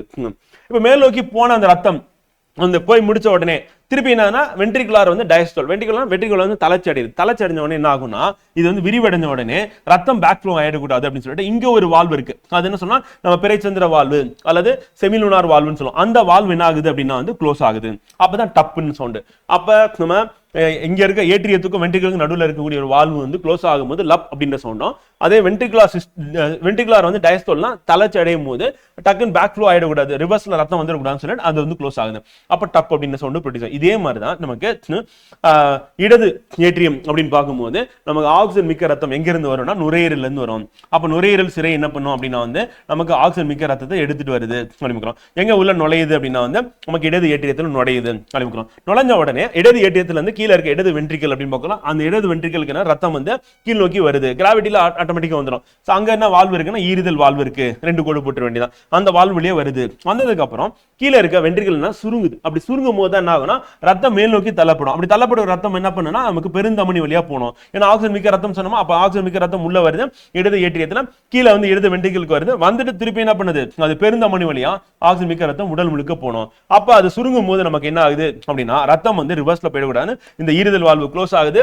க்ளோஸ் ஆகி நமக்கு இந்த செமிலுனார் வால்வு இங்கே இருக்கும், பிறைச்சந்திர வால்வு, அது வழியா பெருந்தமனிக்கு வந்து போகுது. போனதுக்கு அப்புறம் திருப்பி இது வந்து தளர்வடையும், விரிவடையும் போது ரத்தம் திருப்பி ரிவர்ஸ்ல வந்துடக்கூடாதுன்னு சொல்லிட்டு இங்க இருக்கக்கூடிய பிறைச்சந்திர வால்வு க்ளோஸ் ஆகும். அதான் டப் வந்து. அப்ப லப் டப் அப்படின்ற சவுண்ட் வந்து லப் அப்படின்ற சவுண்ட் வந்து இந்த மூவிதல் வாழ்வு இந்த ஈரிதல் வாழ்வு வந்து க்ளோஸ் ஆகிறதுனால நமக்கு என்ன லப் அப்படின்ற சவுண்ட். டப் அப்படின்ற சவுண்ட் என்ன ஆகுதுன்னா நமக்கு இந்த பிறைச்சந்திர வாழ்வு க்ளோஸ் ஆகிறதுனால ஏற்படக்கூடிய சவுண்ட் அப்படிங்கிறோம். சோ அது நமக்கு இம்பார்ட்டன்ட் அப்படிங்கிறோம். இவ்வளவுதான், வெரி சிம்பிள் தான். இப்போ இதயம் அப்படின்னு பார்க்கும்போது 2 அடுக்கினால் ஆனது அப்படிங்கிறோம். இதயத்தோட உரைப்பு என்னன்னா பெரிகார்டியல் உரையால் சூழப்பட்டுள்ளது அப்படிங்கிறோம். அண்ட் மயோகார்டியம் அப்படின்றது இதய சுவரின் தடிமனான தசை நடு அடுக்கு ஆகும். இது இதயத்தின் ரத்த உந்து நடவடிக்கையில் காரணமா இருக்கு. அப்ப இதயத்தில் இருக்கக்கூடிய இதய சுவரின் விட தடிமனான தசை நடு அடுக்கு எதுப்பா அப்படின்னா மயோகார்டியம் அப்படின்னு பார்க்கிறோம். இதுதான் அந்த ரத்தம் முந்துறதுக்கு காரணமான நடவடிக்கையா இருக்கு. ஏன்னா இதயம் வந்து இந்த வென்ட்ரிகுலர் சிஸ்டோல் அப்படின்னும் போது வென்ட்ரிகுலர் வந்து சுருங்குதலான இதயம் வந்து இதயத்திலிருந்து ரத்தம் வந்து வெளியேற்றப்படுகிறது. ஒண்ணு எங்க போகும் அப்படின்னா வந்து நமக்கு வலது பக்கத்துல இருந்ததுன்னா வலது வென்ட்ரிகல்ல இருந்து போறது வந்து நுரையீரலுக்கு போகும். அதான் நுரையீரல் தமனின்னு சொல்லுவாங்க. அடுத்து இடது வென்ட்ரிகல்ல இருந்து வெளியேற்றப்படும் போது எங்க போகும்னா உடல் முழுக்க போகும். அதான் வந்து பெருந்தமனி அப்படின்னு பார்த்தோம். அப்ப எண்டோகார்டியம் அப்படின்னா இது இதய அறைகளை வரிசைப்படுத்தி இதய வாழ்வுகளை வந்து பாத்தீங்கன்னா நமக்கு உள்ளடக்கிய மென்மையான ஒரு அடுக்கா வந்து இருக்கு வந்து. அப்ப உட்புற அடுக்கு வந்து என்னன்னா எண்டோகார்டியம் வந்து. மயோகார்டியம் மயோனா நடுவில் இருக்கக்கூடியது அப்படிங்கிறோம். அது வந்து உந்துறதுக்கு காரணமா இருக்கு அப்படிங்கிறோம். அண்ட் ஆரிக்குலோ கார்டியம் அப்படின்னா ஆரிக்கல் என்ற சொல் இதயத்தின் ஏற்றியம் சிறிய காது போன்ற பேர்சேர்க்கையா வந்து இருக்கு. இவ்வடுக்கு நடுவில் நிரம்பியுள்ள பெரிகார்டியம் அப்படிங்கிறோம். அப்ப ஆரிக்குலோ கார்டியம் அப்படின்னா பெரிகார்டியம் அப்படின்ற திரவம் வந்து இதெல்லாம் காணப்படுகிறது. அப்ப இதயம் வந்து சுருங்கி விரியுது. சுருங்கி விரும்போது அதுல ஏற்படக்கூடிய இந்த உராய்வுல இருந்து இதய தசைகளை பாதுகாக்கிறதுக்காக இருக்கிறதுனா இந்த பெரிகார்டியல் அப்படின்ற திரவம் வந்து காணப்படுகிறது அப்படிங்கிறோம். அப்ப இதயத்தில் இருக்கக்கூடிய தசைகள் அப்படின்னு பார்க்கும்போது வந்து பார்த்தீங்கன்னா மயோகார்டியம் அண்ட் எண்டோகார்டியம், அதுக்கு அடுத்து ஆரிக்குலோ கார்டியம் அப்படின்றது இதயத்தில் இருக்கக்கூடிய தசைகள் அப்படின்னு பார்க்கலாம். இந்த தசைகளுக்கு நடுவில் என்ன இருக்குன்னா நமக்கு பெரிகார்டியல் அப்படின்ற திரவம் இருக்கு. அப்ப சுருங்கி விரிவடையும் போது அந்த பிஸ்டன் எப்படி மேலங்கிலும் இன்ஜின்ல போகும்போது நமக்கு அந்த இன்ஜின் ஆயில் ஒன்று வந்து ஃபிரிக்ஷனை குறைக்குதோ உராய்வு குறைக்குதோ. அதே மாதிரி என்ன பண்ணுது அப்படின்னா வந்து இது உராய்வு குறைச்சு காயத்தை ஏற்படுத்தாம பாதுகாக்குது இதயத்துல. மனித இதயம் மொத்தம் எத்தனை அறைன்னு கேட்டா 4 அறைகளால் ஆனது. மெல்லிய தசையால் ஆன மேல் அறைகள் 2, மேல இருக்கிற அறைகள் வந்து என்னன்னா ஆரிக்கல் அப்படின்னு சொல்லுவோம், ஏட்ரியம் சொல்லுவோம். அது வந்து எப்படி இருக்குன்னா மெல்லிய தசையால் ஆனது அப்படின்னு. ஏன்னா கீழே இருக்கிற அறைகள் தான் என்ன பண்ணுன்னா அது சுருங்கும் போது நமக்கு உடல் முழுக்க ரத்தம் போறது, சுருங்கும் போது நுரையீரலுக்கு ரத்தம் போறது அப்படின்னு வேலையை யார் பண்றாங்கன்னா கீழே இருக்க வென்ட்ரிகுலர். அதனால கீழே இருக்க வென்ட்ரிகுலர் எப்படி இருக்கும் அப்படின்னா வந்து தடித்த தசையால் ஆனது. மேல இருக்கக்கூடிய ஆரிக்குலர் அப்படின்றது மேல் அறைகள்னா மெல்லிய தசைகளால் ஆனது அப்படின்னு. சோ அது வந்து ஆரிக்கல் அல்லது ஏற்றியங்கள், ஒருமை ஏற்றியம் அப்படின்னு சொல்லுவாங்க. இது தடித்த தசைகள் அப்படின்றது கீழே இருக்கிற கீழ அறைகள் வந்து வென்ட்ரிகல்கள் அப்படின்னு. இவ்வறைகளை பிரிக்கின்ற இடைச்சுவர் வந்து நம்ம செப்டம் அப்படின்னு சொல்லுவாங்க. அப்ப இடையே உள்ள இடைச்சுவரினால் வந்து பார்த்தீங்கன்னா இதயம் பிரிக்கப்படுகிறது அப்படிங்க. ரத்தம் ஒன்று கலவாமல் தடுக்கிறதுக்காக நம்ம என்ன பண்ணோம்னா 2 ஆரிக்குலர் இடைத்தடுப்பு சுவரால் பிரிக்கப்பட்டுள்ளது. நம்ம செப்டம் அப்படின்னா சுவர் வந்து அப்ப ரத்தம் ஒன்னோட ஒன்று மிக்ஸ் ஆகக்கூடாது. ஏன்னா ஆக்சிஜன் இல்லாத ரத்தம் ஆக்சிஜன் குறைந்த ரத்தம் பார்க்கிறோம். அது ஆக்சிஜன் குறைந்த ரத்தமும் கார்பன் டை ஆக்சைடு இல்லாத கார்பன் டை ஆக்சைடு இருக்கிற ரத்தம் அப்படின்றது ஆக்சிஜன் இல்லாத ரத்தம். ஆக்சிஜன் மிக்க ரத்தம் அப்படின்றது வந்து கார்பன் டை ஆக்சைடு கம்மியா இருக்கு. இது ரெண்டும் மிக்ஸ் ஆயிடக்கூடாது. அப்ப இடதும் வலதும் வந்து பாத்தீங்கன்னா மிக்ஸ்அப் ஆகாம தடுக்கிறதுக்காக தான் இந்த சுவர் செப்டம் அப்படின்னு காணப்படுகிறது. வலது ஆரிக்கலை விட இடது ஆரிக்கல் அப்படின்றது சிறியது. வலது ஆரிக்கல் அப்படின்னா நமக்கு என்ன ஆகும், வந்து உடல்ல இருக்க அனைத்து பகுதியும் ரத்தத்தை வந்து கொட்டக்கூடியது. இடது ஆரிக்கல் அப்படின்னு நம்ம சொல்லும்போது வந்து பாத்தீங்கன்னா நமக்கு ஆக்சிஜன் மிக்க ரத்தம் எங்க இருந்து நுரையீரல இருந்து வருது. அப்போ மேற்பெருஞ்சரை கீழ்பெருஞ்சரை 2 பெருஞ்சிரை மூலியமா நமக்கு என்ன ரத்தம் வரதுனால அது பெருசா இருக்கு. அதே மாதிரி உடலின் பல்வேறு பாகங்கள் இருந்து ஆக்சிஜன் குறைந்த ரத்தம் அப்படின்றது எங்க வந்து கொட்டும் அப்படின்னா வந்து பாத்தீங்கன்னா இதயத்தோட 4 அறையில இருக்கும் போது இதுதான் வந்து நமக்கு மேற்பெருஞ்சரை கீழ்பெருஞ்சரை சொல்லக்கூடியது. இது வந்து எங்க கொட்டுது அப்படின்னா இதயத்துடைய நம்ம வலது ஆரிக்கல் ஏற்றியதுல கொட்டுது. நம்ம நுரையீரல இருந்து ஆக்சிஜன் மிகுந்த ரத்தம் வந்து இது நுரையீரல் சிரையின் மூலமாக எங்க கொட்டுதுன்னா இடது ஆரிக்கல கொட்டுது. அப்ப இடது ஆரிக்கல் எங்க இருக்கு அப்படின்னு பார்த்தீங்கன்னா இதான் இடது ஆரிக்கல் சிங்க வந்து கொட்டுது. இது வந்து ஆக்சிஜன் மிக்க ரத்தமா இருக்கு. வலது இடது ஆரிக்கல் முறையே வலது இடது வென்ட்ரிகலுக்கு ரத்தத்தினை உந்து தள்ளிக்கின்றன. அப்ப இங்க மூவிதல் வாழ்வு இருக்கு, இங்க ஈகுதல் வாழ்வு. அது வழியான ரத்தம் வந்து பாத்தீங்கன்னா கீழ் நோக்கி போகுது. இதயத்தின் கீழ் அறைகள் நம்ம என்ன சொல்றோம்னா வென்ட்ரிகல் அப்படின்னு சொல்லுவாங்க. சோ கீழே இருக்க அறைகள் வலது மற்றும் இடது வென்ட்ரிகல் இடையே வென்ட்ரிகுலர் தடுப்பு சுவர் அப்படின்றது இருக்கு. எப்படி ஆரிக்கல் இருக்கோ அதே மாதிரி இதுக்கும் இருக்கு. அதற்கடுத்து வலது வென்ட்ரிகிளில் இருந்து உருவான நுரையீரல் பொது தமனி வலது இடது நுரையீரல் தமனிகளாக பிரிவடைகிறது. அப்ப வலது வென்ட்ரிகிள் அப்படின்னு பார்க்கும்போது நமக்கு இங்க வலது வென்ட்ரிகிள் என்ன சொல்லணும், இதான் வலது வென்ட்ரிகிள். இதுல இருந்து போறதா நமக்கு நுரையீரல் தமனி அப்படி பார்க்கணும். ஆக்சிஜன் இல்லாதது, கார்பன் டை ஆக்சைடு இருக்கிறது. நம்ம வலது இடது நுரையீரல் தமனிகள் முறையே வலது இடது நுரையீரலுக்கு அது என்ன பண்ணுது போய் சேருது. வந்து அப்ப 2 தமனியா வந்து போகுது. இது வந்து ஆக்சிஜன் குறைந்த ரத்தத்தை தான் எடுத்துட்டு போகுது. இடது வென்ட்ரிகிள் இருந்து இடது வென்ட்ரிகுலரை விட சற்று பெரியதாக சிறிது குறுகலாக அமைந்துள்ளது. அப்ப இடது வென்ட்ரிக்கல் அப்படின்னு பார்க்கும் அந்த சைடு நமக்கு ஆக்சிஜன் இருக்கிறது. ஸோ அது வந்து பார்த்தீங்கன்னா வலது வென்ட்ரிக்கலை விட சற்று பெரியதாக இருக்கு அப்படின்னு பார்க்குறோம். அது இல்லாமல் இது சுவன் வந்து 3 மடங்கு தடிமனா இருக்கும். காரணம் என்னன்னா உடல் முழுக்க ரத்தத்தை வந்து அழுத்தி அதை வந்து அனுப்புற மாதிரி இருக்கும் அப்படின்னு பார்க்குறோம். ஸோ அப்போ இடது வென்ட்ரிக்கல்ல இருந்து பெருந்தமனி தோன்றுகிறது அப்படின்னு பார்க்குறோம். இடது வென்ட்ரிக்கல் என்னது, இதுதான் 4 அறைகள் அப்படின்னு பார்க்கும்போது இங்க இருந்து தோன்றது என்னன்னா நமக்கு பெருந்தமனி அப்படின்னு சொல்லுவாங்க. இது வந்து ஆக்சிஜன் மிக்க ரத்தத்தை எடுத்துட்டு போகுது அப்படின்னு பார்க்குறோம். அப்ப கரோனரி தமனி இதய தசைக்கு ரத்தத்தை அளிக்கிறது. இப்ப இதுல இருந்து ஒரு பிரான்ச் என்ன பண்ணுதுன்னா அப்படியே பிரியுது. அப்படி பிரியுது எங்க போகுதுன்னா இதய தசைகளுக்கு வந்து போகுது. அதை வந்து நம்ம என்ன சொல்லணும், கரோனரி தமனி அப்படின்னு வந்து. காரணம் இதய தசைகள் செயல்படுறதுக்கு உணவு வேணும், ஆக்சிஜன் வேணும் அப்படின்னு பார்க்குறோம். இதய அறைகளுக்கு போற ரத்தம் அப்படின்றது வேற, இதய தசைகளுக்கு போற ரத்தம் வேற அப்படின்னு பார்க்குறோம். இப்ப மனிதர்களின் இதய துடிப்பின் தோற்றம் அப்படின்னு பார்க்கும்போது அந்த கடத்துல சரியான வரிசை நம்ம என்ன சொன்னா SA அண்ட் கணு இல்ல AV கணு அப்படின்னு சொல்லலாம். அதாவது என்னன்னா சைனோ ஆரிக்குலார் அப்படின்னு வந்து, அதே மாதிரி ஏட்ரியோ வென்ட்ரிகுலர் அப்படின்னு தசை கற்றை தான் என்ன பண்ணுதுன்னா நமக்கு இந்த இதய துடிப்பு அப்படின்றது காரணமா இருக்கு. அந்த சுருங்கி தளர்வடைகிறது அப்படின்றது ஏற்படுத்துறது யாருன்னா இந்த தசை கற்றைகள் வந்து பண்ணுது. எங்கன்னா தசைகளா வந்து இருக்கு. அப்ப சைனோ ஏட்ரியல் அப்படின்ற கணு இதயத்தின் இயற்கையான இதய முடுக்கி அப்படின்னும், இதயத்தின் இதயம் அப்படின்னு நம்ம சொல்றது என்ன SA கணு நம்ம சொல்லுவோம். அந்த சைனோ ஏட்ரியம் அப்படின்றத வந்து நமக்கு என்ன பண்ணா இந்த இதயத்தை துடிக்க வைக்கக்கூடிய ஒன்றா வந்து இருக்கு. சாதாரண இதயத்தின் இதயம் என்று அழைக்கப்படுகிறது அப்படின்றத நமக்கு எக்ஸாம் பாயிண்ட் ஆஃப் வியூல கேட்டுருவாங்க. அடுத்து வாழ்வுகள் அப்படின்னு பார்க்கும்போது இதய வாழ்வுகள் நம்ம எடுத்துட்டா ஏற்கனவே சொன்னதா மூவிதல் வாழ்வு, ஈறுதல் வாழ்வு அப்படின்னு பார்க்கறோம். அப்ப நமக்கு எப்படி இருக்குன்னா மூவிதல் வாழ்வு, ஈறுதல் வாழ்வு, பிறைச்சந்திர வாழ்வுன்னு சொல்லிட்டு மொத்தம் 3 விதமான வாழ்வுகள் இருக்கு அப்படின்னு பார்க்கறோம். இப்போ நமக்கு இதயம் அப்படின்னு பார்க்கும்போது 4 அறைகள்ல நமக்கு வலது பக்கம் இருக்கக்கூடியது வந்து பாத்தீங்கன்னா மூவிதல் வாழ்வு அப்படின்னு பார்க்கறோம். சோ அப்ப மூவிதல் வாழ்வு எங்க இருக்குன்னா வலது ஆரிக்கல், வலது வென்ட்ரிக்கலுக்கு இடையே காணப்படுகிறது அப்படின்னு பார்க்கறோம். இதை வந்து என்ன சொல்றோம்னா முக்கோண வடிவிலான 3 மெல்லிய இதழ் தசை மடிப்புகளாக இருக்கு. அதான் மூவிதல் வாழ்வு அப்படின்னு பார்க்கறோம். சோ இதுக்கு அடுத்து இருக்கிறது என்ன அப்படின்னா வந்து பாத்தீங்கன்னா ஈறுதல் வாழ்வு. ஈறுதல் வாழ்வு அப்படின்னு நம்ம சொல்லும் போது வந்து என்னன்னா நமக்கு எங்க இருக்குன்னா நமக்கு இடது ஏட்ரியோ வென்ட்ரிகுலருக்கு இடைப்பட்ட வாழ்வா வந்து இருக்கு அப்படின்னு. சோ அப்ப அந்த மூவிதல் வாழ்வு அந்த பக்கம் இருக்கு, ஈறுதல் வாழ்வு இங்க இருக்கு. நம்ம இந்த மூவிதல் வாழ்வு அப்படின்றத வந்து பாத்தீங்கன்னா நமக்கு வலதுல இருக்கிறது அப்படின்னு. இடதுல இருக்கிறது அப்படின்றது வந்து இந்த ஈறுதல் வாழ்வு அல்லது மிட்டல் வாழ்வு என்று அழைக்கப்படுகிறது அப்படின்னு ஞாபகம் வச்சுட்டா போதும். அப்ப அரைச்சந்திர வாழ்வு என்னப்பா அப்படின்னா வந்து இப்ப இதயம் இருக்கு, 4 அறை இருக்கு அப்படின்னும் போது நம்ம கீழே இருக்க அறையில இருந்து வெளியேறும் போது இந்த இடத்துல நமக்கு இருக்கிறது என்னன்னா அரைச்சந்திர வாழ்வு. அப்ப இதயத்துல இருந்து வெளியேறும் முக்கிய தமனிகள் வந்து பெருந்தமனி, நுரையீரல் தமனி சொல்லுவோம். இதை வந்து பாத்தீங்கன்னா ரத்தம் வந்து பின்னோக்கி போகாம தடுக்கிறதுக்காக இந்த அரைச்சந்திர வாழ்வுகள் காணப்படுகின்றன.